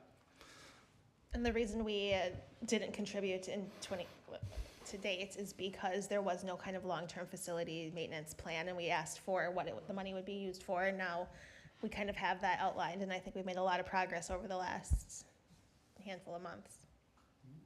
Yep. And I guess I just want to remind the board that facility is 49% ours. So we have a committed interest to make sure that it is maintained at a high level. And so because we're not the fiscal agents of fire or the building, it's my responsibility to bring forward recommendations of what, similar to how we do our capital prioritization plan, to make sure that we're accounting for those big items. I would just add, I agree with you, that I think, we talked about a humidity issue. So when we went down to the EOC for our EMS meeting last week, it's no longer a humidity issue, it was kind of a mold. So literally on the tables and on the chairs, you could see mold. And so I know Chief Lang, I think, is on. I don't know if you guys had a chance to connect with Paul Davis about remediation. But yeah, that kind of threw an extra wrinkle in the HVAC conversation. Yeah, and what those funds would probably be pulled from an accounting perspective is the building maintenance fund. So that line is going to be completely blown this year. But we can't continue to let mold grow. The problem is this, there was a quote that was determined and pricing around Thursday, Friday, which was, obviously we have almost a month before the fire commission meeting. And so we want to take action on that item, but it didn't make this agenda or the fire agenda. So unfortunately, we aren't able to act on that specific item. And yeah, I don't know what the final decision at the town level was. You're talking about engaging Paul Davis to remediate. It was like $5,000. Yeah, about $5,000. I mean, I'm assuming that there's discretion from, the town as the fiscal agent, that if there's an emergent situation that needs to be fixed, that they would be in charge of moving that forward faster than bringing it to a meeting. And if this isn't a critical issue, it can wait until the next fire commission meeting. Yeah, I think as a fiscal agent, for them to determine, is this an emergency or is this something that can wait? If it's determined that's an emergency, there's a reason why we have some level of contingency in our budget. I would say the village is more than capable of absorbing that. But them as the fiscal agent of that building, they need to make that call. Yes. And I'm happy to have a conversation with Chairman Hampton too, if needed. I can call him tomorrow. Anderson, oh my God, I'm sorry. Oh God, I hope you don't. Chairman Anders. Anders, oh my gosh, don't let him see this video. Yes, Paul Davis has installed a air purifier and a dehumidifier, and I believe based off of the township's discussion tonight that they'll be moving forward with remediation. Having mold in the building is suboptimal, especially having people that reside there overnight. All right, so discuss the 2025 contribution to ESB funds. I had kind of stated my opinion. Is the rest of the board in agreement with that? All right. And then there was discuss the potential training opportunity for the fire department at 101 East Cottage Grove Road. Cameron, you put I think that was you, in the agenda, a little memo about that and some considerations for this board to take. Because I wasn't here last meeting, I had to make sure I talked a lot this meeting. Just great. This one's a relatively easy one. So we're gonna have to start to provide this training opportunity to fire. The village is gonna have to spend some money that we would have otherwise had to do. So we're gonna have to do environmental study to make sure there's no asbestos or other contaminants before being raised. So really what we're asking today is, providing board direction to get quotes for the asbestos or the environmental. We're gonna incur a minor amount of legal time. Larry, just note that, minor amount of legal time for the. It's all minor amounts of legal time. That's not what the bills list says. For a formal agreement, because we'll actually temporarily give them ownership of the property on a short-term kind of lease at no value, and then we'll get it back, and then ultimately get quotes for demolition. They're going to be invited, should the board be interested in this, they'll be invited to come on the 18th to present their training schedule. They're looking for six different training dates, because they train on Tuesdays and I want to say Sundays. It's spread out over the course of 4 or 5 weeks. The last 2 training dates would actually, there'd be damage to the external structure. The board, though, could put any restrictions on what they would allow them to do. But it does give the fire department an opportunity to, something that we plan to demolish anyways, giving them an opportunity to utilize it for training. So just looking for some direction on that. And just to clarify, you and I spoke about this, but this is not a burn. This is not going to be a burn, which I had kind of some heartache when I first read it. So you clarified that. It's going to just be for extrication and other activities. And so if they can present it on the 18th, that'd be great. And you don't anticipate like a road closure or anything then, given that we're not burning something down? I don't anticipate a road closure for their training exercises. When they demolish it, I don't know where they're gonna put their trucks and how they're gonna control that intersection. I think that out of all the demolitions, that's gonna be the most challenging. Yeah, I'm interested in seeing a proposal, I guess, from the fire department. I almost said police department. I'm messing everything up tonight. Although on that, is that an opportunity that the police department may, like, is that also a training, like, should we talk about, if we're not actually demolishing the building, like, is that an opportunity the police department might want also? It could potentially be an opportunity, but due to some of the conditions of that facility, might also have some limitations. But obviously, I understand the fire department may have some better utilization of it, and we're glad to assist them with whatever traffic control they need for their training exercise. Sure, I appreciate that. You don't always get the opportunity to do this, so thank you. And Chief Lang, just because we didn't forget about you, obviously I would assume we would extend it to your team if you were interested at all, but I don't know if there's any interest or need. I think if we had any interest, we could parlay into it with summer fires training. So we can discuss it with them rather than having a separate night just for ourselves. So as you can see, we're trying to maximize an opportunity here. Is the board okay with the asbestos or environmental testing and then cost to pricing and get some more information on pricing? So the next step is pricing and scope of the training, right? I'm gonna try to, so the great part about this is because this is a TID project, a vast majority, I would say outside of, because the lease is probably not directly correlated to TID 9, that should be a general expense. I don't know if I could argue that would be an eligible TID 9 cost. However, we needed to demolish this building anyways, so the environmental testing and the actual demolition would come all of TID 9 resources. Any legal time on an agreement would come from general resources. This is not a discuss and consider, but do you feel like you have enough direction moving forward, Cameron? Yep. All right. Any other discussion on this item? All right, so we'll move on to Ad Hoc Housing Chapter Update Committee. Chris or Paula? Sure. We met last week with our group in Dane County. I did send the slide deck and the handouts just prior to this meeting. There's a lot there. There's 98 slides. So it's a lot of information to go through. It's a ton of data.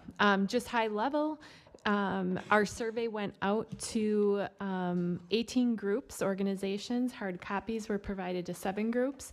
It was posted not just on the village's website, but the Monona Grove School District. There was also social media outreach, postcard distribution, and very high level, we did receive 700 responses.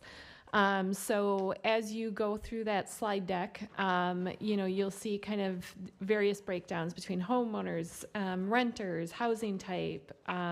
There's a tremendous amount of data in there, so a lot of information to chew on.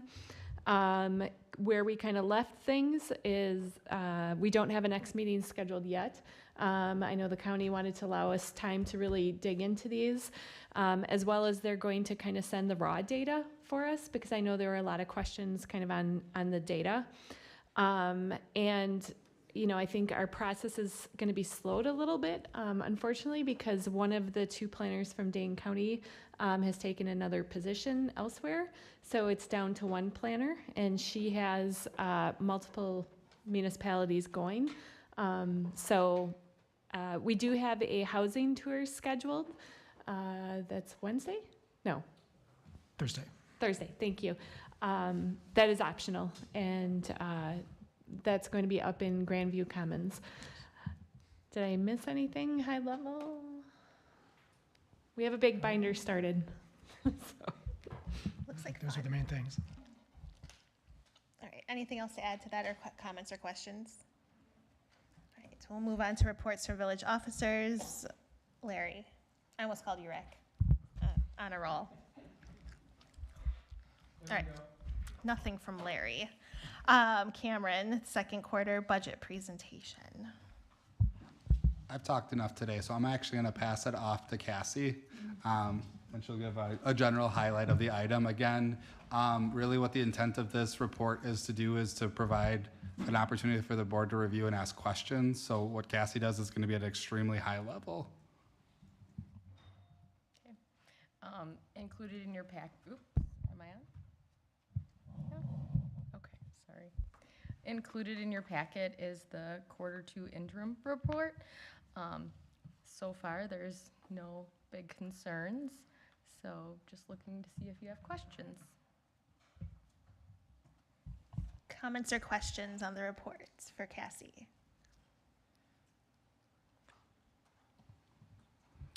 I do want to just put a general comment. So 410, our building maintenance fund, we are expecting a little bit of an overage this year, and that's primarily because of some doors that were replaced at MSB that were scheduled and should have been a 24 expense, but because of the delayedness in that project being done, from an accounting perspective, we couldn't classify it as a 2024 expense. So there'll be roughly a $13,000 overage. There was about a $16,000, $17,000 underage in 24. I will do a general cleanup budget amendment that will clean some of these things up here in the next month or so, but I'm gonna catch as many of these low-hanging fruits so then you guys can look at them at once. And again, I do that as a proactive measure to make you aware of budget. There's no requirement for me to bring those forward. They're just to make sure that you're aware of expected overages, underages, and where those could come from. Just one question, under the negative trend, you talked about part-time, seasonal, and volunteer help becoming more difficult to attract. Should this be kind of its own agenda item for creative solutions, or do we just think it's kind of wage-based in terms of a budget item? I think it's overall, I don't think it has raised into the issue of needing a agenda item. It's definitely something, so typically when we see either wage slippage or recruitment issues, that's kind of direction that Inga has that is working as part of when we're evaluating positions and things, that there are something that it is taking some effort to do to fill some of these roles. I just do think of the way the labor market is right now, straight out volunteers is extremely difficult to find. We've done an extremely good job of retaining full-time and part-time employees recently.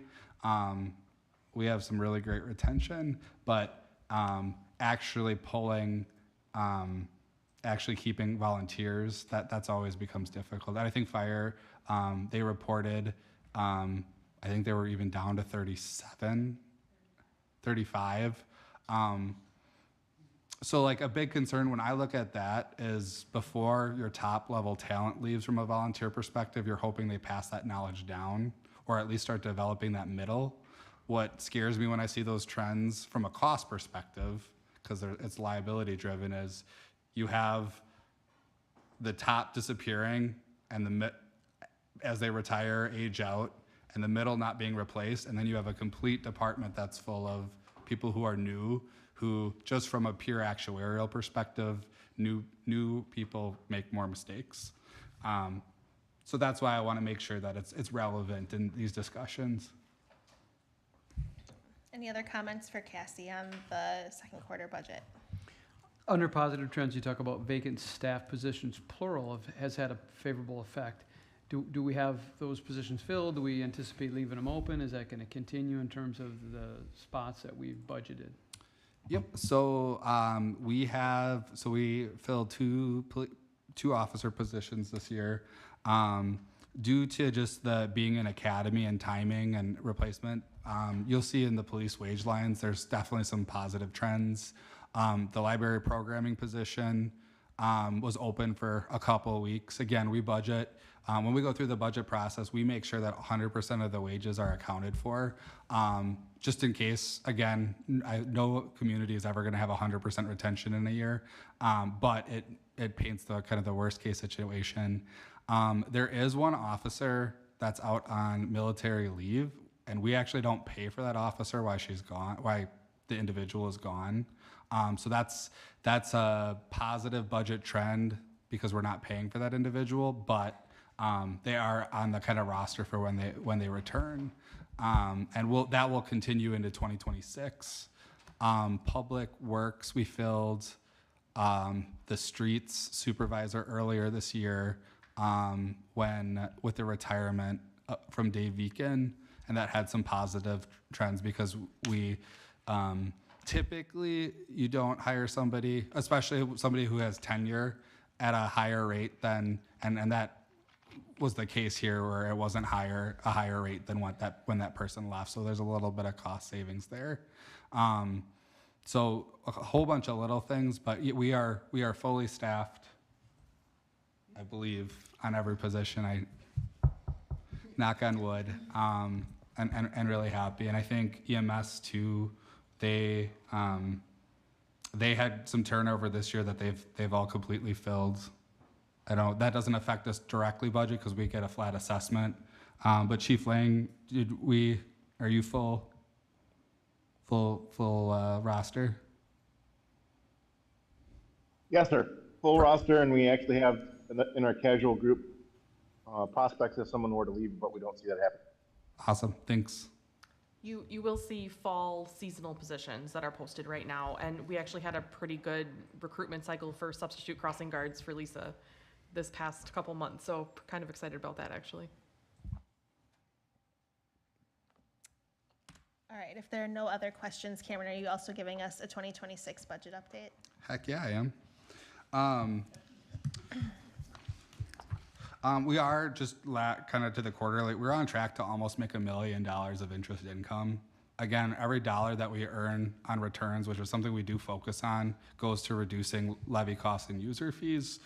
So we do spend some effort making sure that's maximized. If you look at your budget calendar, August 1st has passed. So the preliminary equalized values are released along with net new construction. The village is now at $1,545,983 in equalized value, or a 14% increase from prior year. What's kind of starting to paint the picture for the FMP, that's $104 million greater for this year than we were projecting. So $104 million of additional area to spread out tax impact to decrease our debt utilization.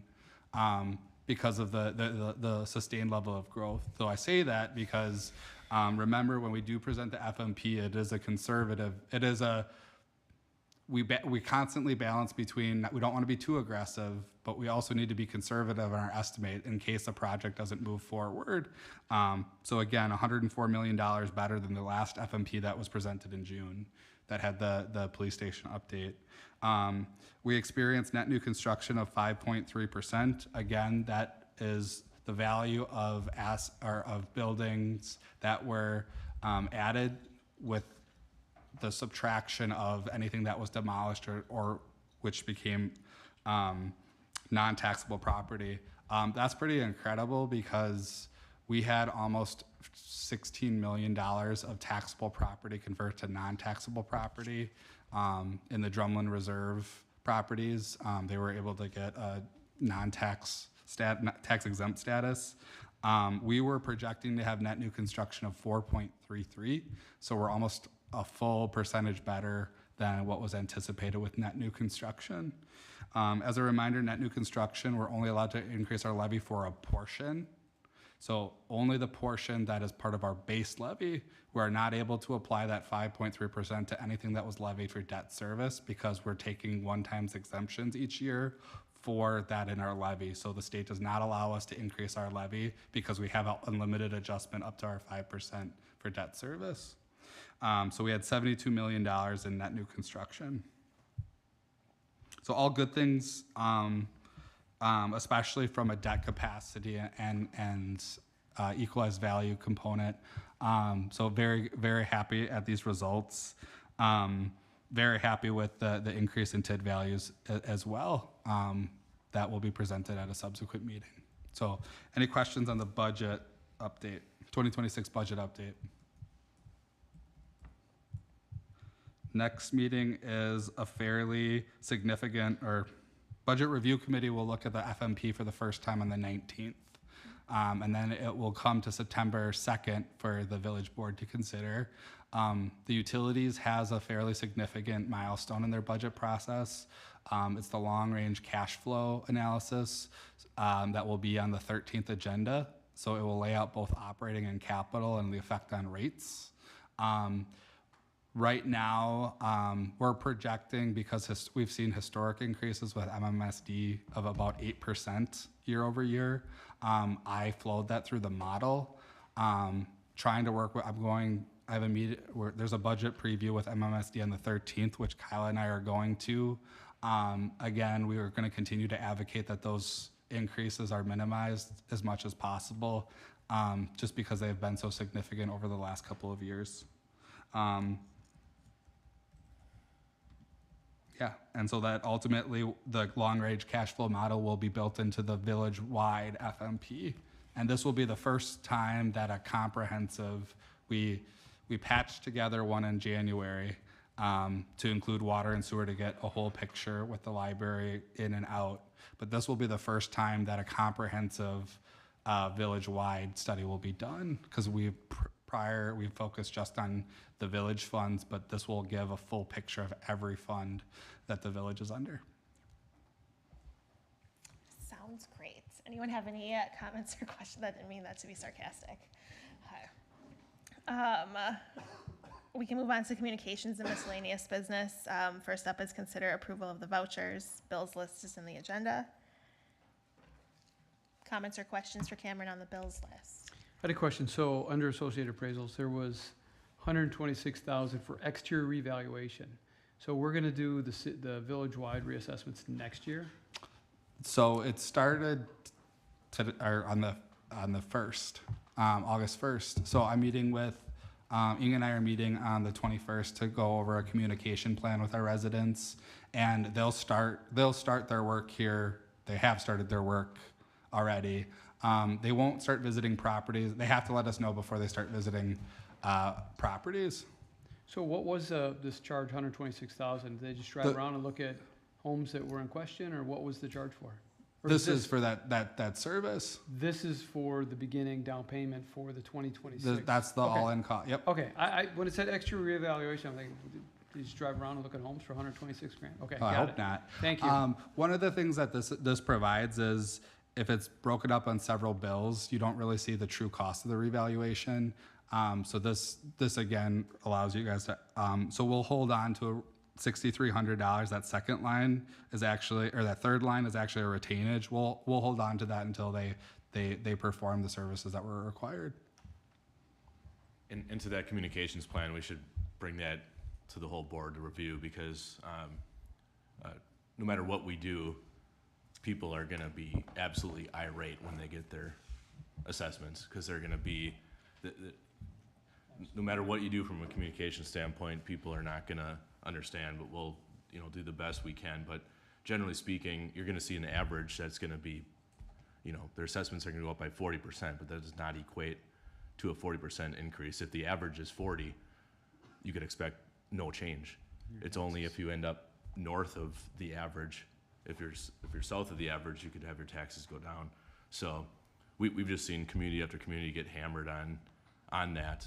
The only way around that is to stay at market every year, but then there's a cost of that as well. So, but within our contract, Associate is supposed to be heavily assisting with this communications effort, but Which is why we selected them last year. right. But we got to make sure they follow through on that.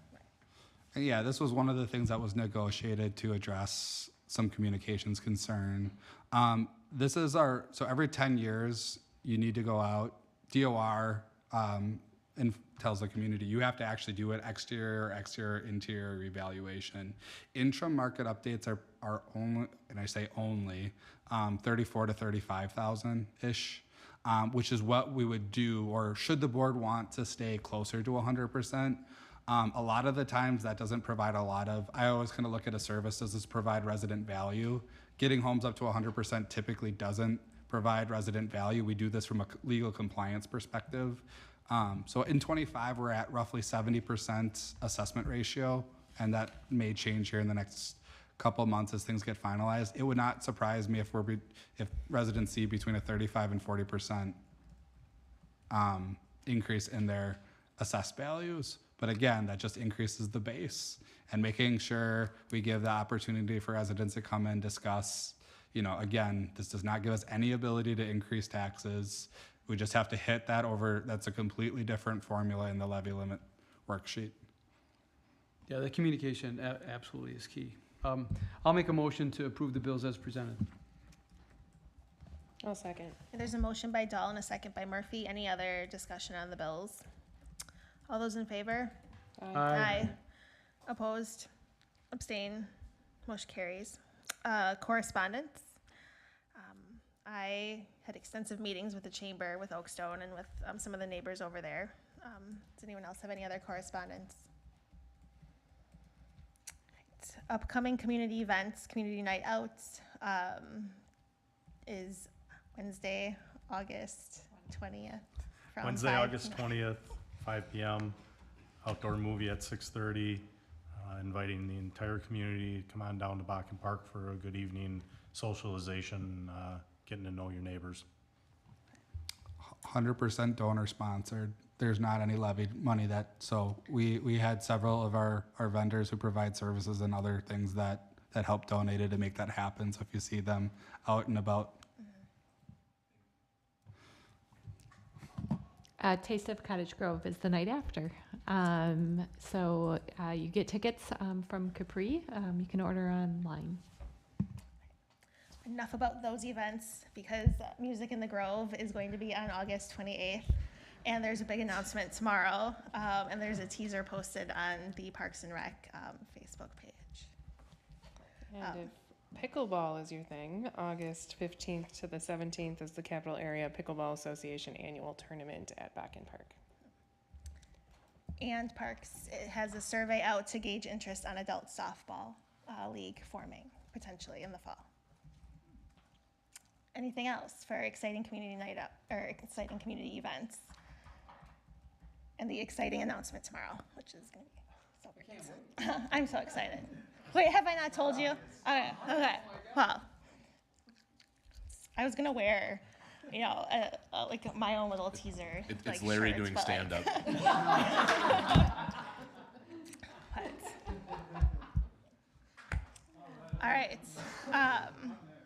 future agenda items, I heard some budget stuff coming back, information from the fire department on the fire training.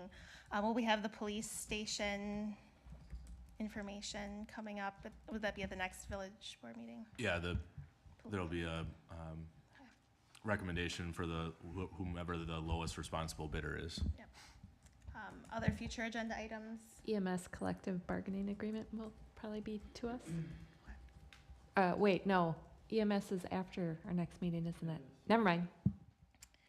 Maybe for the September 2nd, which is a Tuesday, make sure you adjust your calendars. We're not meeting on that Monday. Johnson Block, Pelletier, Stafford, and Colonial Club will be the service providers. That will be at next month's meeting. Johnson Block, Pelletier, Stafford, Colonial Club. All of them at the August meeting. Yep. Especially Colonial Club. There's been some discussion about what our MOU is with them. So I would say that would be a good meeting to discuss other things that they could be doing for our community and service so we can start factoring that into the budget. And Inga and I are meeting with them on this Wednesday. Perfect. Yes. All right. We can skip 13, 14, 15, and 16. We'll move on to 17. Motion to adjourn. Second. There's a motion by Murphy, a second by Trustee Severson. Non-debatable. All those in favor? Aye.